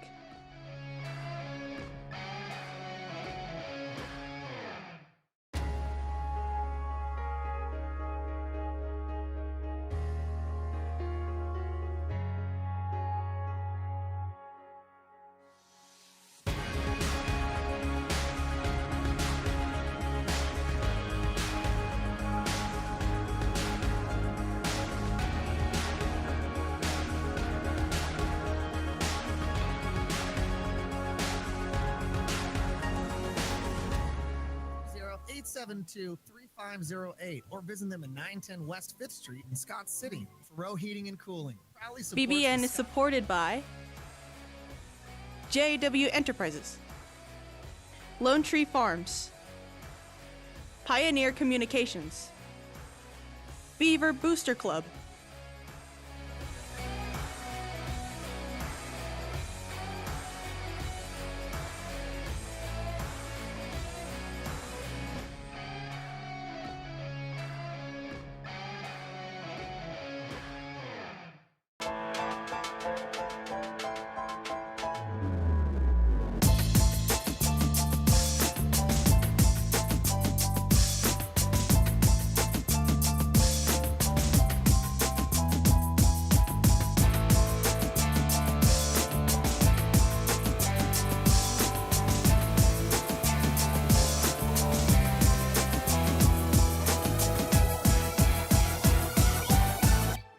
in Dodge City. Mix 94.5 KSKL Scott City, powered by Wheatland Electric, committed to improving the lives of their members and the community they serve. Wheatland Electric, delivering energy for life, a Touchstone Energy cooperative. And we're back here at Darner Field as we take a look at some halftime scores before we get you set up for the second half. Still scoreless between Millwood and Scott City. Of course, no change at halftime, right? Scoreless. I always got to say that. It's a bad habit, Well, it is still scoreless. Yeah, nobody went up and changed the scoreboard at halftime. Yeah, when you said that, I thought, I looked right back over at you and go, what are you talking about? I'm just seeing if you're paying attention. Yeah, I'm paying attention. All right. How about some halftime scores starting off in the GWAC? Colby and Cimarron. Colby leads the Blue Jays 13-0 at the break. Also at Hugoton, it is 20-6 for Hugoton over the Guyman Tigers at the break. And also for league schools at halftime at Cowboy Stadium in Goodland, it's 8-8 between Lakin and Goodland. Last check after the first quarter down in Ulysses at Maxwell Field, it was all Holcomb 28-7. Some other 3A scores: Concordia, they're trailing Wamego 14-6 at the break. Larned is 2A, but they're playing 3A Smoky Valley, and the Indians lead the Vikings 14-0 at the break. Wow. Pratt, a 3A school, one of the top 10 in 3A. They lead Halstead 30-13 at the break. And nearby in Leota, it is 18-6 as they approach halftime. The Wichita County Indians over the Hoxie Indians. Knew that would be a good battle. Yes, we did. So we have two really good battles here on US 96, Don't have a lot for other 3A scores. For 3A, Girard over Galena, 24-0. Keep in mind the other schools will be beginning district play. Scott City will not begin district play until 2 weeks. They have TMP at home next week. All right, we're about ready for the second half. What would you like to see in this half, Tim? Some scoring. Oh, yeah. How about that? And you hope Scott City scores more. Well, and we hope Scott City scores more, exactly. But you'd like to see Scott City not make mistakes. Mm-hmm. No turnovers, no penalties. Let's sustain drives. Let's get some 1st and 10s. Let's go the length of the field. The game has been fantastic. It's a great high school football game. The hitting's been fantastic. Both teams want to win. You can tell. Millwood got off the bus. Scott City struggled, I think, even showing up. It's homecoming, though. Yes. We hadn't really said that, and it's homecoming tonight. I don't know. Did we ever say who won? Yeah, Kayla Heineman, the king, and Erica Felker, the queen. There you go. So there you go. So we got that all out of the way. So let's play some football. Jaden Nickens is deep to return this kick from Jackson Rumford, who has it teed up at the 40-yard line. Millwood deferred to the second half. And Scott City opened up the ball first. Here we go. This second half officially underway. A high end over kick. This will be taken at about the 20-yard line. And across the 20 and near the 25-yard line, brought down that time by Kevin Wiebe, the sophomore. And the returner, that was Zion Roberts for Millwood. I thought Zion Roberts almost waved to... I did too. Yeah, let's just take a catch it and put the ball to 25. We have not seen Xavier Thompson tonight. He's one of those speedsters for Millwood. Well, maybe he got hurt last week. 1st and 10, 24-yard line, left hash mark. Turnbull in the shotgun. He'll hand it out. Or no, play fake. Slant pattern is too high and incomplete. Trying to get it on the deep slant that time. Intended receiver was Jamarian Franklin. Sets up 2nd and 10. Run pass option thing. Although, I don't know if their quarterback really runs much. He does have the capabilities of doing that. Does he? Yes, 2nd down and 10. I was able to kind of watch both of their games with Heritage Hall and also Douglas. 2nd and 10, 24-yard line, opening second half, no score. High snap that goes inside the 20, picked up by Turnbull. Looking to his right, he'll find the receiver, and it's caught for the near 1st down. How he got that on tough coverage by Volgamore. The catch is made at the 34-yard line by Donovan Knight. Wow. But I think there is a flag thrown on Millwood. What a catch. That was a tough one, Tim. Illegal receiver downfield. Yeah, what an arm to throw that ball out there. You know, with a high snap like that, that's going to happen when you're going to have an ineligible receiver downfield. And so I think this can't be an ineligible receiver downfield because it's a 10-yard penalty. Oh, well, I swear he put his hand on top of his head. Anyways, maybe his hat was blown off. Oh, that could have been too. 2nd and 20, 14-yard line for Millwood. Oh. And Volgamore had great coverage on Donovan Knight and somehow got the catch. Here's Turnbull, rolls to his right on 2nd down under duress. Catches through the hands of Jaden Nickens at the 20-yard line. Colin McDaniel on the coverage that time sets up a 3rd down and 20. You know, Millwood is a two-A school in Oklahoma, but in Oklahoma, two-A schools run from 338 to 197 kids. So Scott City would be a two-A school. Yeah, they would. And Millwood actually, they're right around 300 kids. So yes, both teams are about the same size enrollment-wise. Yes, we are. Millwood 1 of 5 on 3rd down in the game. They have 20 yards to go at their own 14-yard line. 11:36 in the 3rd, scoreless game. A wide snap this time. Here's Turnbull. Now has to roll to his right. He's under pressure, and he throws it late. Pass can be caught by Nickens and drilled immediately by Camden Volgamore. They'll mark him at near the 30-yard line. It's still going to be about 5 or 6 yards shy of the 1st down. But good coverage by the secondary for Scott City. They'll mark him at the 28. Another 3.5 for the Scott City defense. You know, that's the game that I remember a year ago. We put pressure on their quarterback, and he's running around in the backfield and would make these marvelous throws downfield. But this series, they didn't get no 1st and 10. Back to punt is going to be the quarterback. Turnbull boots this one, a sidewinder, and it's going to take Tarango to about his own 24-yard line. Gets by 1, 25, across the 30, 35, and is dragging the feet. They're trying to strip the ball as it goes down at about the 38-yard line. That was quite the boot that time. We do have a flag on the far side at about the 46-yard line in Millwood territory. It's on Millwood sideline with 10:53 to go, 3rd quarter. Oh, it's blocking the back on us. Yep, that's both teams 4 penalties prior to that. This will be Scott City's 5th penalty for 40 yards. Yeah. But what a boot that time. Really? About a 46-yard punt and it was about a 14-yard return, but it'll be a net 4 yards with 10:53 to go, 3rd quarter. For the most part, we lost Tarango's run back. Yep. This will be marked inside the 30. Oh, wow, inside the 20. I'm confused here because the play ended at the 30, and they're marking this all the way at across about the 35. They're marking this at the 16. They marked it where he caught the ball. Probably. Okay, that's unusual. I'll have to read up on that. 1st and 10 anyways. Handoff goes right side. This is going to be Avery Knoll across the 20, and he's going to be near a 1st down across the 25 on 1st down. Tackle in there made by number 30, Jacob Johnson. And it's going to be a gain of 9. Well, the other thing, too, is it from the point of where the infraction was incurred with the block on the back?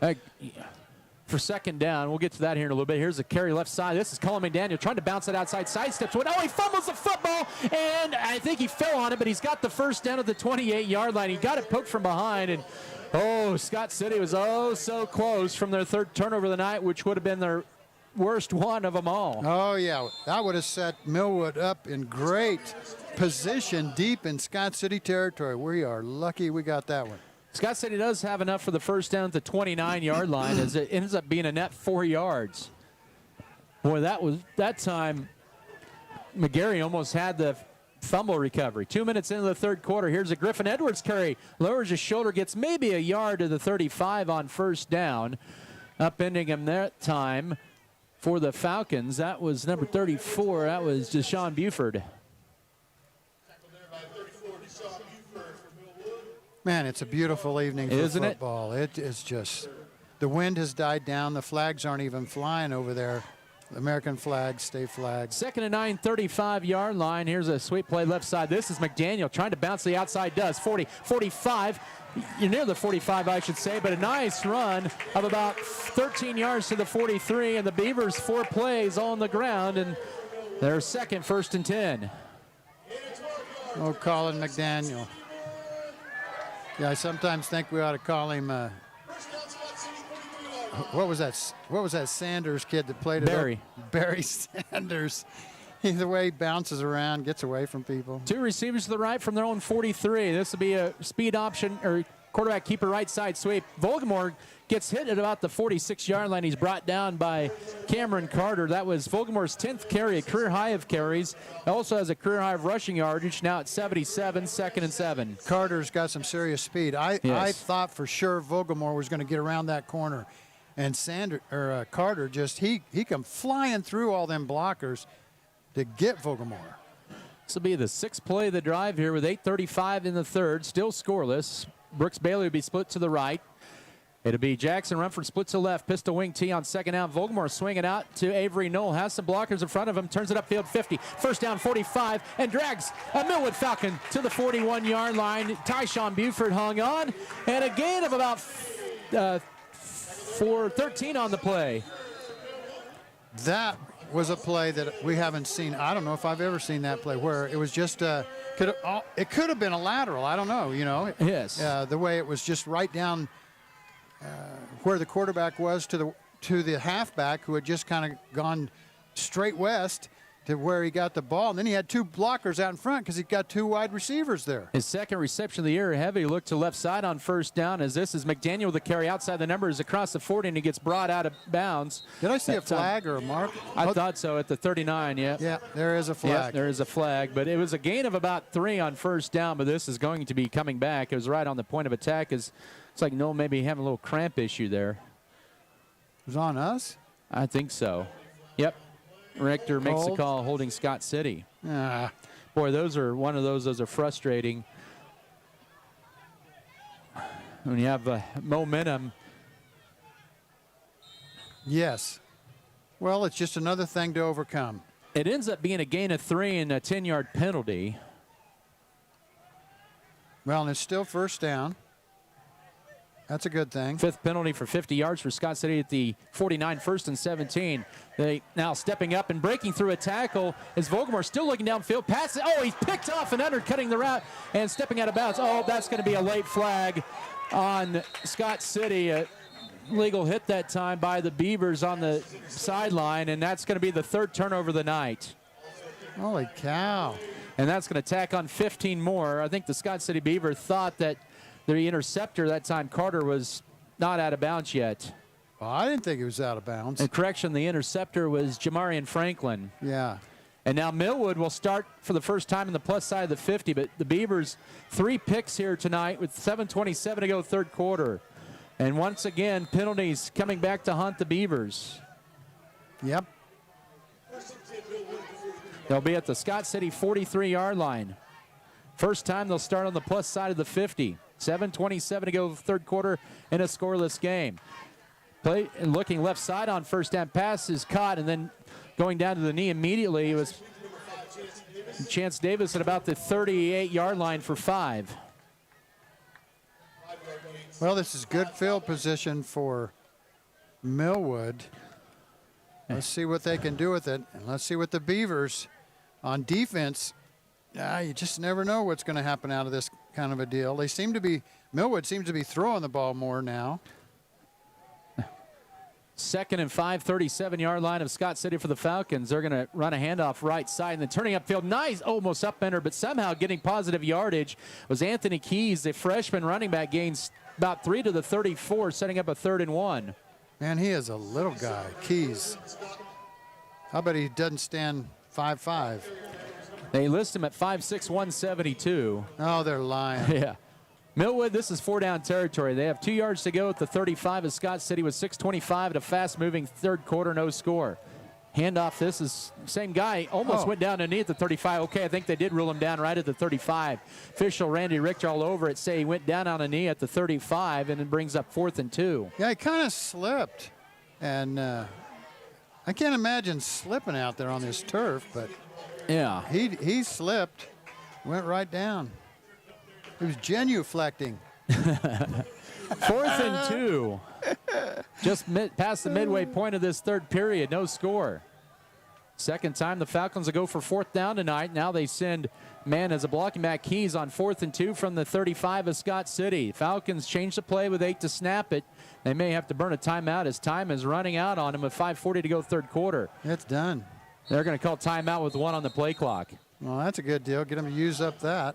Let's take a 30-second timeout. 5:36 in period 3. No score between Scott City and Millwood. 4th and 2 for the Falcons in 30 seconds. This is Beaver football.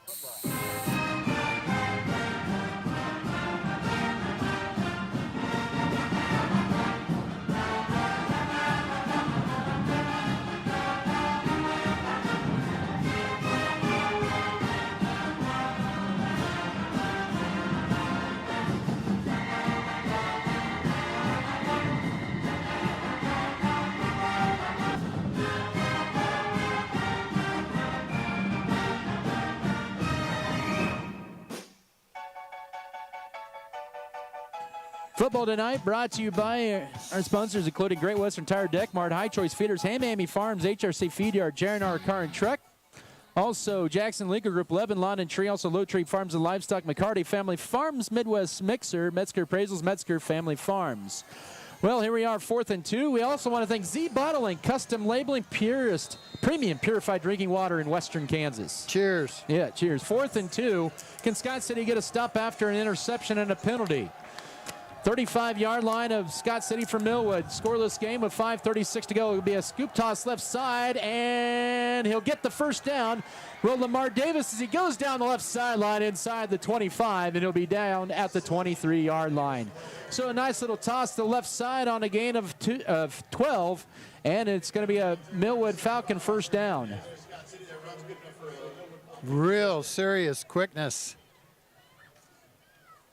Scott City, yeah. For him to get to that sideline, that's O'Davis. He's just a sophomore, 150-pounder. 5'9", 150-pounder. But that stopped the clock with 5:29 to go third quarter. 5th play of the drive for the Falcons of the Scott City 23 in a scoreless game. Low snap, but handoff to Lamar Davis up the middle, and he gets 4 as Tanner Gooden makes a stop, make it 4th and 19. All of a sudden, Davis up to 6 carries and 25 yards after he'd been bottled up in the first half. Yeah, and I said they were throwing the ball a lot. Now they seem to be running the ball. And get Mildew Contreras in there. Scott City, or now Millwood's kind of going no huddle. Handoff to Davis up the middle. He gets slowed down, but uses his leg and gets about 1.5 yards shy of the first down at the 15 on second down. Sets up a 3rd and 2. Scott City really wasn't set there. Yeah, they're doing our offense. Quick snap. 3rd down and 2 with under 5 to go third quarter. Here's Davis this time. He gets hit at the 15 and is maybe the 14 and is driven back. Sets up another 4th down coming up. Wow, how about that? No gain. Millwood running Scott City's quick snap offense. No huddle, get the line, boom, snap the ball. They're in the red zone for the first time. Scott City tried kind of get into it here with 4.5 to go third quarter, scoreless game. 4th and 2 at the 15. Turnbull will take the snap. Keeps it himself, goes right side. He's got the first down, and it'll be goal or just outside the 10 at the 11. And the left tackle's going to have to come out for one play. The big left tackle. That guy looks like 250. He is 297. Oh, my 6'1". goodness.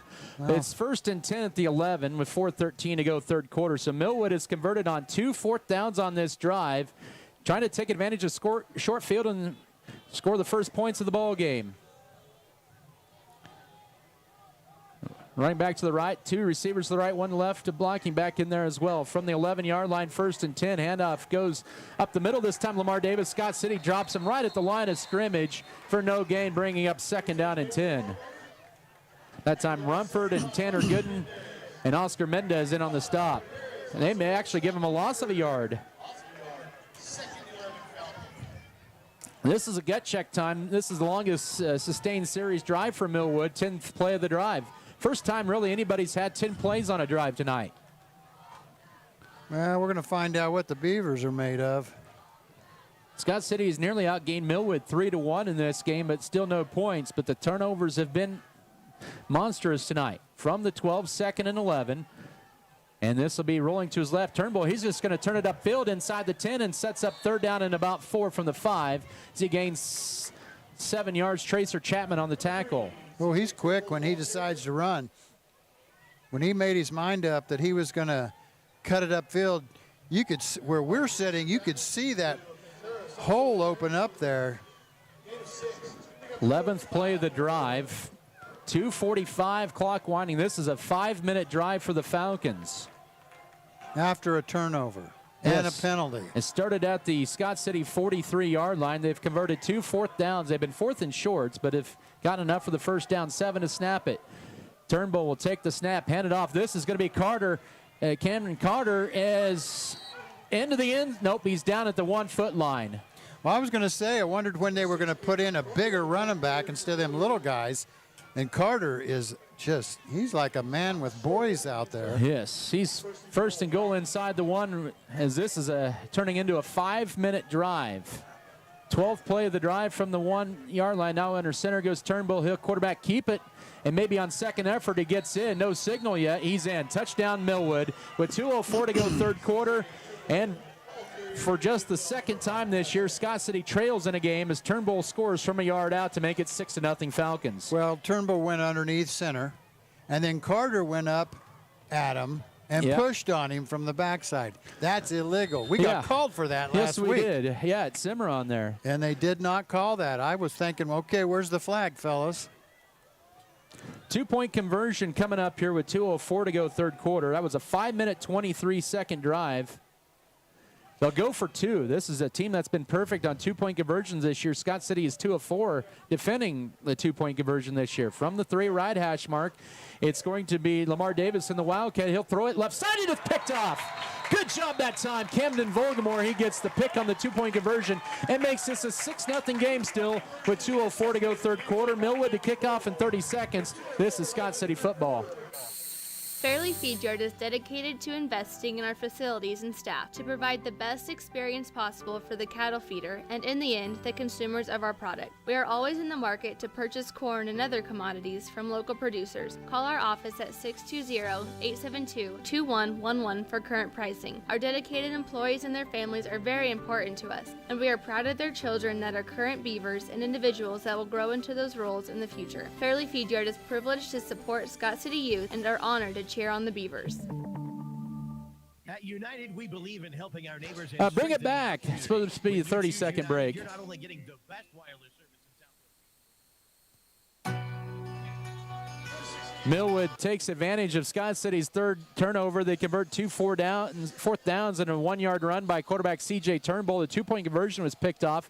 It's 6-0 with 2:04 to go third quarter as Carter, who had a 4-yard rush on that drive, will boot this from the 40. Nice end over and kick. And Scott City was in, and it's going to be a touchback, and it'll be a 1st and 10 at the 20-yard line. That drive, yeah, that drive was awesome. 12 plays, 38 yards, or 43 yards, and 5:23. Remember, Millwood converted 2 fourth downs on that drive. They had 4th and 2 really a couple of times there to keep that drive going. Quarterback was a big part of what happened on that whole series. Scott City trailing for just the second time this year now, as Camden Volgamore got the play from the sideline. Football presented here by Miller Vet Clinic in order to supply New Life Market, Plain Jan's Platinum H Insurance, and Pokey Feeders. 2:04 to go third quarter. 1st and 10 Beavers at their own 20, middle of the field as Knoll will go in motion, rolling to his left on a play fake. Volgamore running out of real estate, will throw it out of bounds, and nice, wisely play that time. Wisely done. That was. Didn't force it into any situation. Well, and he's right-handed quarterback, and he's rolling to his left, running for his life, and it's hard to really, he's not Patrick Mahomes. No. And what Patrick Mahomes does, nobody else seems to be able to do either. 2nd and 10, 20-yard line, under 2 to go third quarter. Pistol wing T. They'll go with a sweep play right side. Avery Knoll turns it up, and he gets hit at the 21 by Camden Carter right away. Cameron Carter, I beg your pardon. And that's just a gain of 1. Boy, that looked like it was an alley there. It was a good idea by Knoll, but closed quickly. It did. There was a big hole there, but inside deep in that hole was Carter. 3rd and 9. The Beavers 3 of 6 on third downs as we're at 92nd mark of the third quarter. 6-0 Millwood with the lead. 2 receivers to the right, 1 to left. Vogelmore rolls to his right, has time, looks downfield, fires it. First down, Alex Tarango across the 30 to the 34-yard line. Nice. That was a nice. I was watching Tarango on his pattern and how he did it.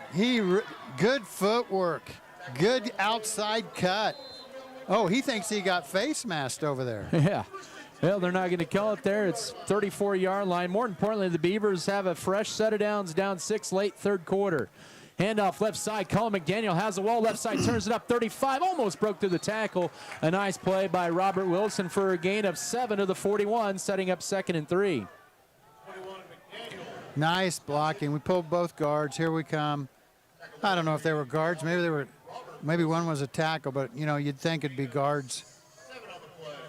Gee, we really collapsed the end down. Yeah. That looked good. Scott City has run the ball well in this second half. 2nd and 3, pistol wing T with the tight end the right side. This will go counter left side. Colin McDaniel breaks through a tackle. First down across the 45 to the 47. Make it 48-yard line for 7 more. He has 6 carries and 42 yards. And Scott City's 12th, 1st and 10 on the night. There's that inside counter that I either hate or love. That time I loved it. We made some yards. Have one more play possibly of this third quarter. 6-0 Millwood leads. On 1st and 10, another McDaniel play left side and leaps over 150-yard line. Takes it to near the 47-yard line for 5 more on first down. Tackle in there made by Donovan Knight and also Robert Wilson, and that will be your final play of the third quarter on a gain of 4. 12 minutes to go at Darner Field in Scott City on Homecoming 2023. It's Millwood 6, Scott City nothing as we enter the 4th. Back in 1 minute. This is Beaver football. Furrow Heating and Cooling of Scott City is a proud sponsor of Beaver activities. Brent and Angie take pride in helping our activities and support our students 100%. They can also help you with any heating and cooling needs that you have. Give Furrow Heating and Cooling a call at 620-872-3508 and see if they can help you with your needs today.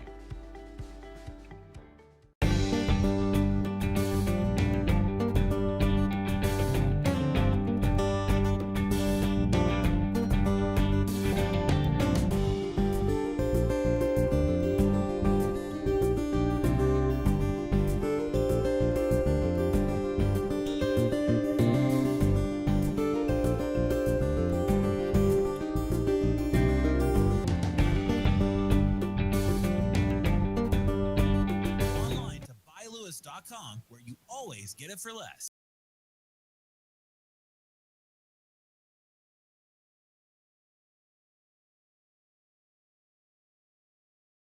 Nag and Cedar Brothers Auto Body Mechanic, Richards Financial Services, also Red Meat and Green Agency, Scott City Eye Center, Scott City Pharmacy, Giftologist, Scott Community Foundation, Scott County Abstract and Title, Scott Cooperative Association, Scott County Hospital, and Scott County Record. Adam Kadavy, Tim McGonigal with you here from Darner Field in Scott City on what has been a defensive battle tonight. It is 6-0 for Millwood. Scott City, though, moving the ball once again. 2nd and 6 at the Falcon 48 when play resumes here to begin the fourth quarter.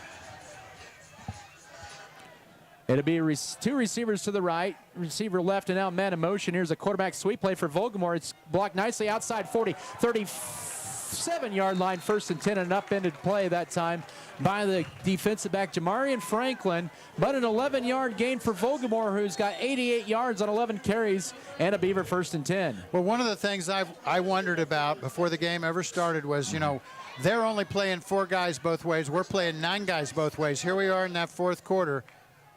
How physically are we going to handle this? 1st and 10. Here's a carry left side. A lot of room left side for McDaniel. Trying to bounce it outside the numbers. Does so. 35. He'll be pushed out of bounds at about the 30-yard line for a gain of 8 on first down. Escorted out of bounds by Kobe McGarry, the senior. We've made all kinds of Scott City Beavers have made all kinds of mistakes, penalties, turnovers.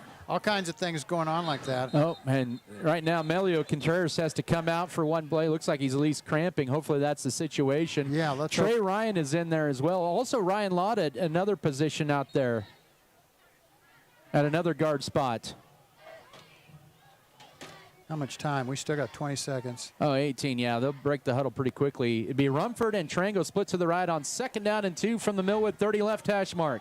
Down 6-0 of the Beavers. Volgamore swings it out to caught by Trango, turns it upfield 25, and he's near the 20-yard line. That's a Beaver 1st and 10 on the gain of 10 on the pass play to the right side.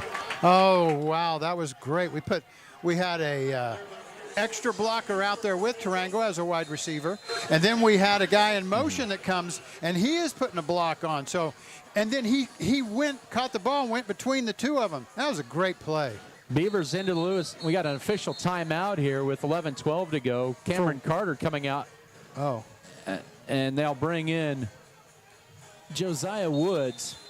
That's a big name synonymous with Millwood and Oklahoma State. His uncles played football for the Cowboys.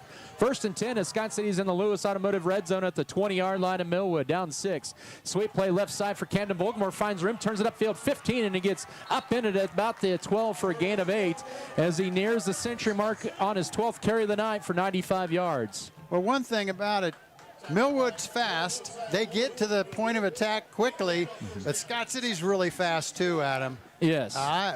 What have we run? Our biggest thing all night long has been sweep plays around the corner. So we have speed to hang with them. 10th play of the drive, 2 tight ends. So Scott City with another mental mistake as they moved. 6th penalty for 55. Make that 7th penalty of the night for 55 yards. Instead of 2nd and 2, it's 2nd and 7. Well, up here we have no idea, and the fans don't either, who was the guy that was moving extra. Yeah. But he knows it out there. Yeah, it was a whole bunch of them. 2 of them in the backfield. 2nd and 7 at the 17 with 10:20 to go. 6-0 Millwood. Pistol wing tee. It'll be a carry. Trying to cut it up. Here's Avery Knoll. Keeps his feet going and gets back to near the 12-yard line, setting up 3rd and about 2.5 on 2nd down. 11th play of the drive coming up as well for Scott City. Jamarian Franklin with the tackle. Oh, now we've put together a 10-plus play drive. Good. They've run over 4 minutes on this possession. That time on the tackle was Jamarian Franklin. 3rd down and 3, they'll say. They gave him just 4 on that play. Ball at the 13, but the ball in the middle of the field, and this is definitely 4-down territory for the Beavers. Oh, absolutely. We need the touchdown. We don't need no field goal. They're 4 of 7 on 3rd down are the Beavers tonight. 9:38 to go. 6-0 Millwood. Man in motions, McDaniel. Here's another sweep play left side. Volgamore cuts it up. He'll be a yard shy at the 11-yard line, setting up a big 4th down and 1. Tackle made by Robert Wilson. Well, this may be the game right here, Adam. I mean, I hate to say that with 9 minutes and something to go, but this is a big down. It is. 4th and 1 just outside the 11. This has been a 5-minute drive for the Beavers. Down 6-0. Volgamore play fake, looking to his right on 4th down. Wide open, 1st down inside the 10. And making the catch that time was Colin McDaniel. McDaniel at the 7. Yes. Goal to go. That was needed big time. Now we're set up. 1st and goal for the Beavers at the 7, down 6 with 8:50 to go in this one. This has started with the 2:04 mark of the 3rd quarter. This has been a 5-minute drive, 5.5-minute drive for the Beavers. Here's Volgamore rolling to his right, a quarterback sweep, turns it up. He gets hit at the 7, breaks through another tackle, but gets maybe a half-a-yard loss on that. Now we're seeing Millwood really shut down the sweep plays. Yeah, they're coming. Well, I don't know what the coaches will call. I just want to be in that Beaver end zone. Beavers, it says, I guess. Multiple. Rumford split to the left. Tarango split to the right. Goal to go from the 7. 2nd and goal. Man in motion. Volgamore rolls to his left. He's got breaks through 1. Now steps back. And he can't break through the 2nd. He gets sacked to the 12-yard line. And making the sack was Robert Wilson. The defensive end, a loss of 5, sets up 3rd down and goal. Had Rumford out wide. He came into the middle area there, like on a quick post. And McDaniel was the one going toward the corner, and he was open. But Volgamore couldn't throw it at that moment because he had to elude a defender. And it was a nice play. Their defense at Millwood by getting pressure on Vogelmore, broke that play up. 3rd and goal from the 12, man in motion. Here's a reverse play. Here's Alex Trango with it, trying to turn it upfield, go to the wide side, turns it up inside the 10, or inside the 15 rather. He'll be down at the 12. As nowhere to go that time for Tarango, no gain. 4th and goal from the 12 with 7:09 to go. Well, now it's time to throw for sure, probably. This is pretty much 4th and end zone with 7 minutes to go on what's been a 7-minute drive.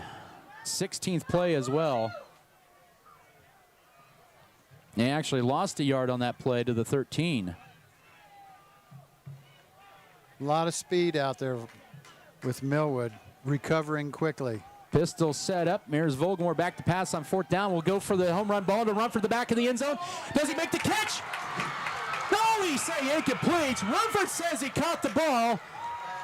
And it's a turnover on downs with 6:34 to go. And it's been a tough break tonight for the Beavers as a turnover on downs. Well, when Rumford got up, he didn't have the ball in his hand. It was laying behind him, so he must not have caught it. I guess the ground, I think, looking at it, looked like the ground may have caused that. Man, the Millwood defense turns the ball, forces a turnover on downs. They'll have it at their own 13 with 6:34 to go. Well, Scott City now needs to stop Millwood. You know, on this series, make them punt deep in their end zone. 1st and 10, 13-yard line.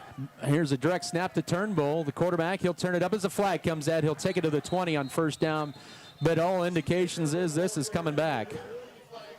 We got a kid on the... That's Mendez, I think, that's had a cramp there in his leg. So it is a holding. It'll be a half the distance to the goal. 5th penalty for Millwood for 36, or make that, let's see, the mark is at the 7, I believe. Yep, for 36 yards. So it'll be 1st and about 16. We need one of them turnovers by Millwood right now that we score on. 6-0 Millwood lead, 6:20 to go. 1st and 13 or 16 at their own 7-yard line. A man in motion out of the backfield. Turnbull will pump fake it. Now wants to go for the home run ball. Another flag comes out. This is a jump ball situation. Nobody can get to it. As that flag was thrown at about the 3-yard line, and Randy Richter's probably going to call another holding on Millwood. What? I'm not sure it was Richter who threw the flag. It was the other guy. Excuse me, yeah. That penalty will be declined, and it'll bring up 2nd and 10. So was it a hold? Yes. I wasn't watching White Hat call the play. 6:09 left in this one. 6-0 Millwood.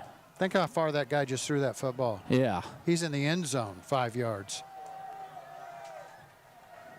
Shotgun set up for Turnbull, standing his own one, sends a man in motion from right to left. He'll be set up a middle screen. Pass is deflected and almost picked off. 3rd down and long. Brooks Bailey was the guy who could have, it was one of them tip drill things. Their receiver hit his hand, but he didn't catch it because he probably wasn't ready for it.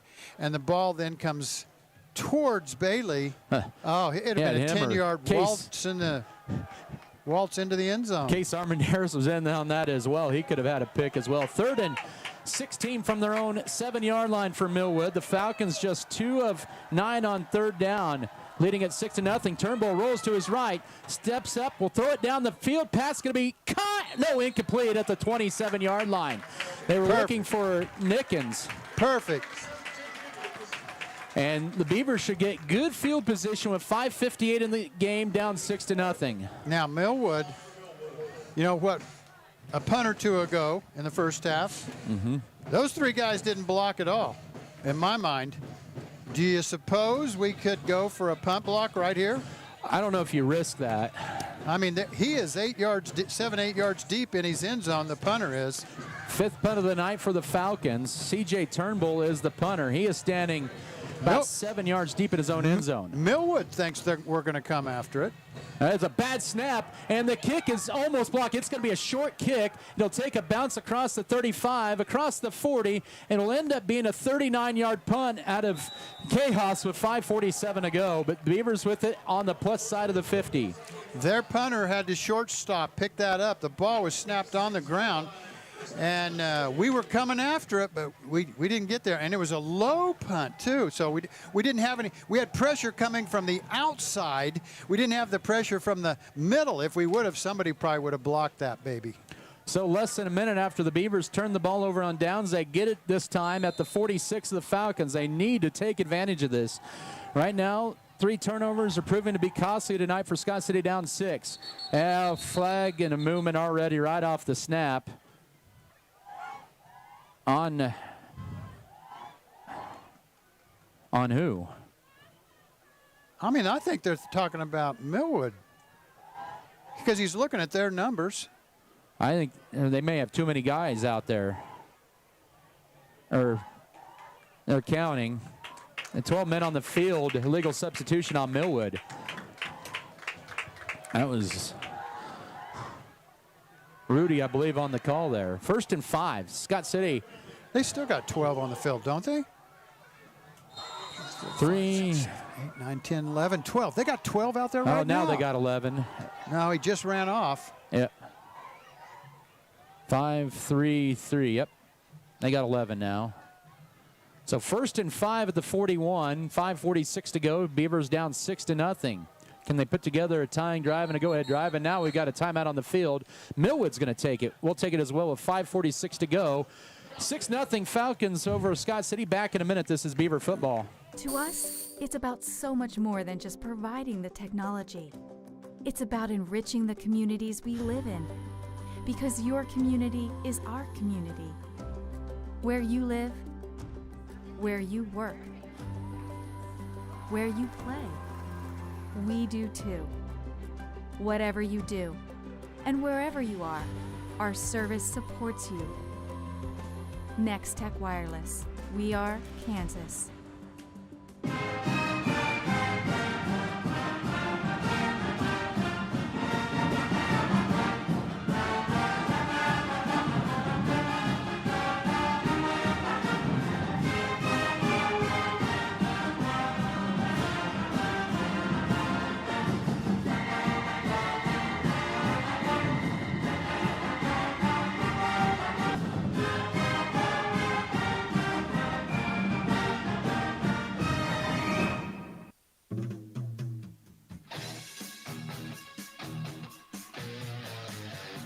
Out of the timeout, another flag and another illegal substitution on the Falcons. Substitute, they got 12 on the field, Adam. Again, and that's going to be a free 1st and 10 without Scott City even snapping the ball at the 36 of Millwood now. After a timeout by Millwood. That's what drives coaches nuts.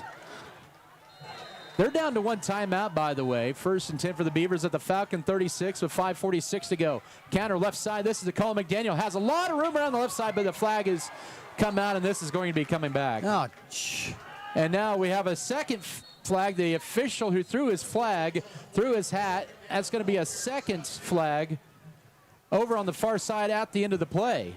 It's going to be a holding on Scott City, and I think we may have an unsportsmanlike conduct. Don't know who it would be on.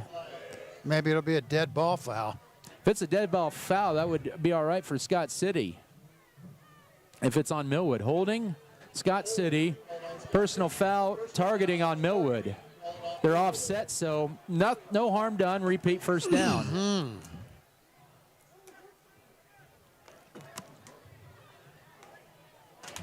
Oh, my gosh.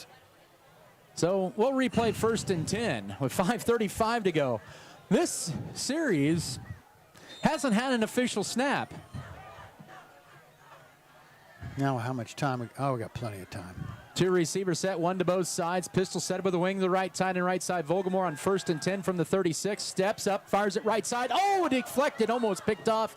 Carter almost had his second pick in the night. Sets up 2nd and 10. They're trying to get it to Rumford on a drag, 2nd and 10. Oh. But I tell you, that Carter, that would have been a touchdown for him if he'd have caught that thing. He's out here on the flat. Nobody would have. Well, I shouldn't say that. Vogelmore's pretty fast. He might have caught him. Wow. Let's forget that play. 2nd and 10, 36-yard line of Millwood. 5:29 to go in the ball game. 6-0 Falcon lead. Handoff right side. Avernell turns it upfield, 30-yard line, and he's down to the 29-yard line where he's tackled by Cameron Carter. A gain of 7 sets up a 3rd and 3.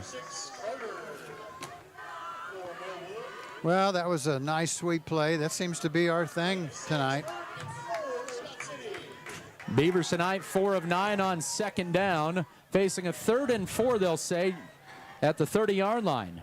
They only gave him 6 on that play as we're under 5 to go. Handoff left side. McDaniel trying to get to the outside, turns it up, has the first down inside the 25 to the 24-yard line.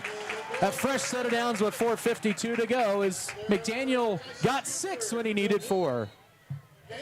Millwood is really good about getting out there, and McDaniel saw that there was just no way he was going to outrun those guys to the sideline, so just cut it up and got the 1st and 10. They give him 7 inside the 24. Here's a sweet play for Camden Volgamore, trying to turn it up, breaks through tackle, turns it up outside the numbers across the 20. He'll gain 4.5 on 1st down as he's inside the red zone. Tackle made that time by Tyshawn Buford, sets up a 2nd and medium. Oh, I think he got hit hard. Volgamore slowly moving to the huddle. The ice baths are going to be used tomorrow. Oh. That's his 16th carry for 95 yards. Going to be a lot of bruising on everybody. 4 minutes to go. Scott City down 6-0. They're into the Lewis Automotive red zone for the 3rd time. So far 0 of 2 tonight. Handoff left side. Volgamore trying to turn it upfield, does so, but he gets minimal yardage, setting up about a 3rd down.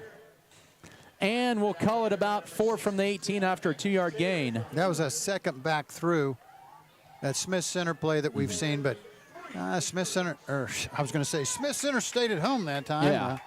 Yeah. Millwood. The Millwood Falcons from Oklahoma City. Plenty of time here with 3.5 to go. Scott City going to break the huddle with about 13 or 14 to snap it here. They have all 3 of their timeouts. Millwood just has 1. That could come to become a factor here. And 6 on the play clock, 3rd down and 4. 5 of 10 are the Beavers on 3rd down. Volgamore back to pass, sets up, looking right side, finds man incomplete at the 15-yard line. Looking for Alex Trango. The punch applied that time by Chance Davis, and another 4th down coming up for the Beavers in the red zone with 3:10 to go. Been a great high school football game, Adam. Sure has. I'm glad I'm here. I'm glad you let me be here. Well, yeah. It's been fun. Somebody asked me earlier tonight, how many games have you seen, Tim? And I go, I don't know, 35 years worth. Here we go, 4th down, an empty backfield with 3:10 to go. Scott City struggled on 4th down tonight, just 2 of 4. Volgamore rolls to his left, steps up, has a man wide open in the back of the end zone. Trango, he cannot get to it, and it's a turnover on downs. 8 yards deep in the end zone above the E. Well, that was our opportunity. There again, Volgamore is rolling to his left, and he had time to set up his feet, but I mean, that was about a 35-yard pass, maybe 40. Boy, he really, he didn't clothesline it, but he got it too high, I felt like. He tried to place it out there and let Tarango run go get it, but it was just too far away from him. But he was wide. Yes. When he threw the ball, there wasn't anybody within 10 yards, 15 yards of him. 1st and 10, Millwood at their own 18. 3:02 to go. Scott City has all 3 of their timeouts left. They're down 6-0. Shotgun setup. This is going to be a run play, bobbled snap, but a draw play. And getting about 3 to the 21-yard line goes Lamar Davis on 1st down, and Coach Jim Turner will burn 1 of his 3 timeouts with 2:54 to go. Yeah, we've got to stop him on this series. Yes. Let's take a 1-minute break. This is Beaver football. BBN is supported by Shapland Real Estate, State Farm, The Original Grande, Bullertson Family Dentistry, Volgamore Family Farms, Western State Bank, Wood River Energy, Scott Community Foundation.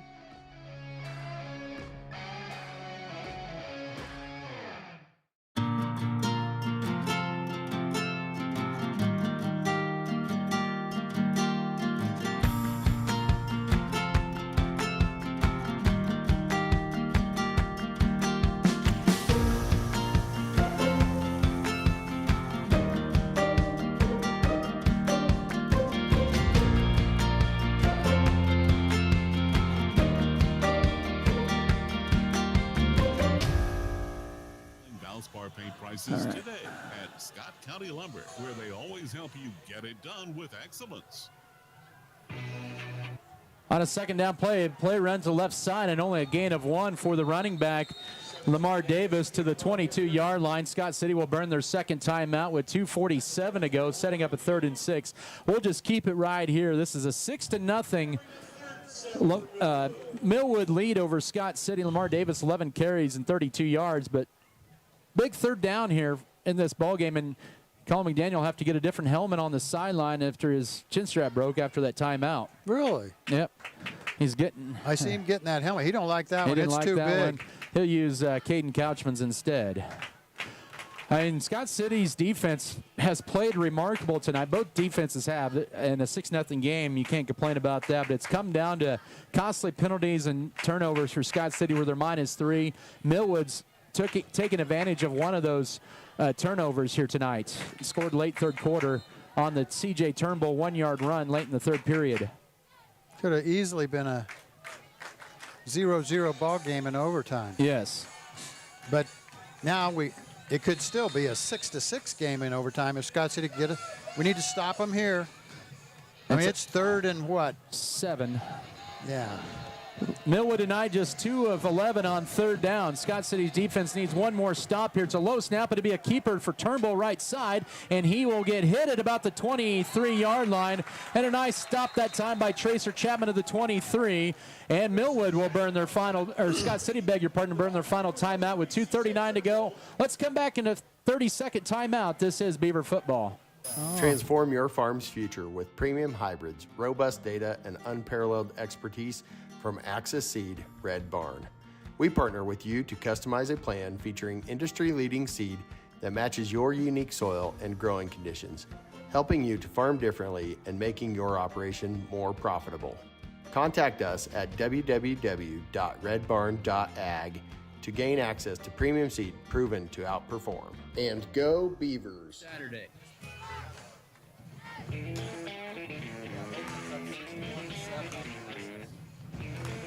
Football tonight is brought to you by, I think, Scott Cannon Records, Scott Pro, Security State Bank, Specialty Risk Insurance, Spencer Pest Control, State Farm Insurance, Stevens Veterinary Services, Original Grande, Trophy Wine and Spirits, True North Cafe, Turner Sheet Metal, Vogelmore Family Farms, Western Kansas Insurance, Wheatland Electric, Western State Bank, White's Food Liner, and Wilkins Physical Therapy, Winterland Farms. So 2:39 to go in the game. Millwood's going to be forced to punt at their own 24-yard line on 4th and 5. Baby Adam. Yes. There's no doubt. We got a bunch of little guys out there. Here's the kick. It's almost blocked that time. A good kick. And Alex Trango lets it bounce inside the 40. And now it goes inside the 30. And that ends up being a costly one there as it goes to the 26-yard line with 2:27 to go. 2-minute drill, no timeouts for the Beavers. Down 6-0. Well, at least in high school football, the play clock stops if you get a 1st and 10 until they get the chain set. So 73 yards to tie this game for the Beavers with 2:27 to go, no timeouts. They practice this Thursday afternoons. How'd they look at it? Pretty good at times. So Do they practice on this field or over? yes, the only time they practice over in the grass is when middle schools had a home football game. Okay. 3 receivers set, wing to the right from the 27-yard line, 1st and 10. Oh, Scott City moves and got a little too excited that time. And that's been another thing tonight for the Beavers. They have killed themselves with penalties, 8 penalties for 60 yards. Discipline. Where's the discipline? To stand there and wait. Wait. 1st and 15, still didn't lose it down there. So that's the good news. The bad news, they have 15 yards to go. Ryan Lott has been in at right guard for a while here in this second half. Rolling to his right is Vogelmore on 1st down and go. The flats pass is almost caught. Try to go to McDaniel, and then there's Tarango at about the 32-yard line. 2nd down and 10. The clock stops at 2:22 to go. Well, it's been pretty difficult to sustain drives because Scott City shoots themselves in the foot with penalties. And then we have a turnover. So this play here, this series right here better be the series of the game for us to win. 2nd and 15. Chapman will empty the backfield as Volgamore back to pass on 2nd down. Now rolls to his right, still looking downfield, still looking. Will throw it up for grabs, and that's going to be almost intercepted by Jay Nickens as he tried to get it to Avery Knoll at about the 35-yard line. Sets up a 3rd and 10. Clock stops with 2:13 to go. Carter was telling Nivens, hey, man, I had that. Nickens, I had that. And you came in and, well, good for Scott City. I almost thought maybe at that point there, maybe we just saw Volgamore just turn it upfield and run and get something out of it. I thought he would too, Adam. I thought he would just, the field was open ahead of him, but there was one guy he was going to have to beat. 3rd and 15, low snap, picked up though, and Volgamore, he loses the football and he has to fall on it back at the 16, and there's one more play left for Scott City here, down 6 with 2 minutes to go. In there on the sack were the Millwood Falcons. And that's all the way back to the 16, 4th and 21.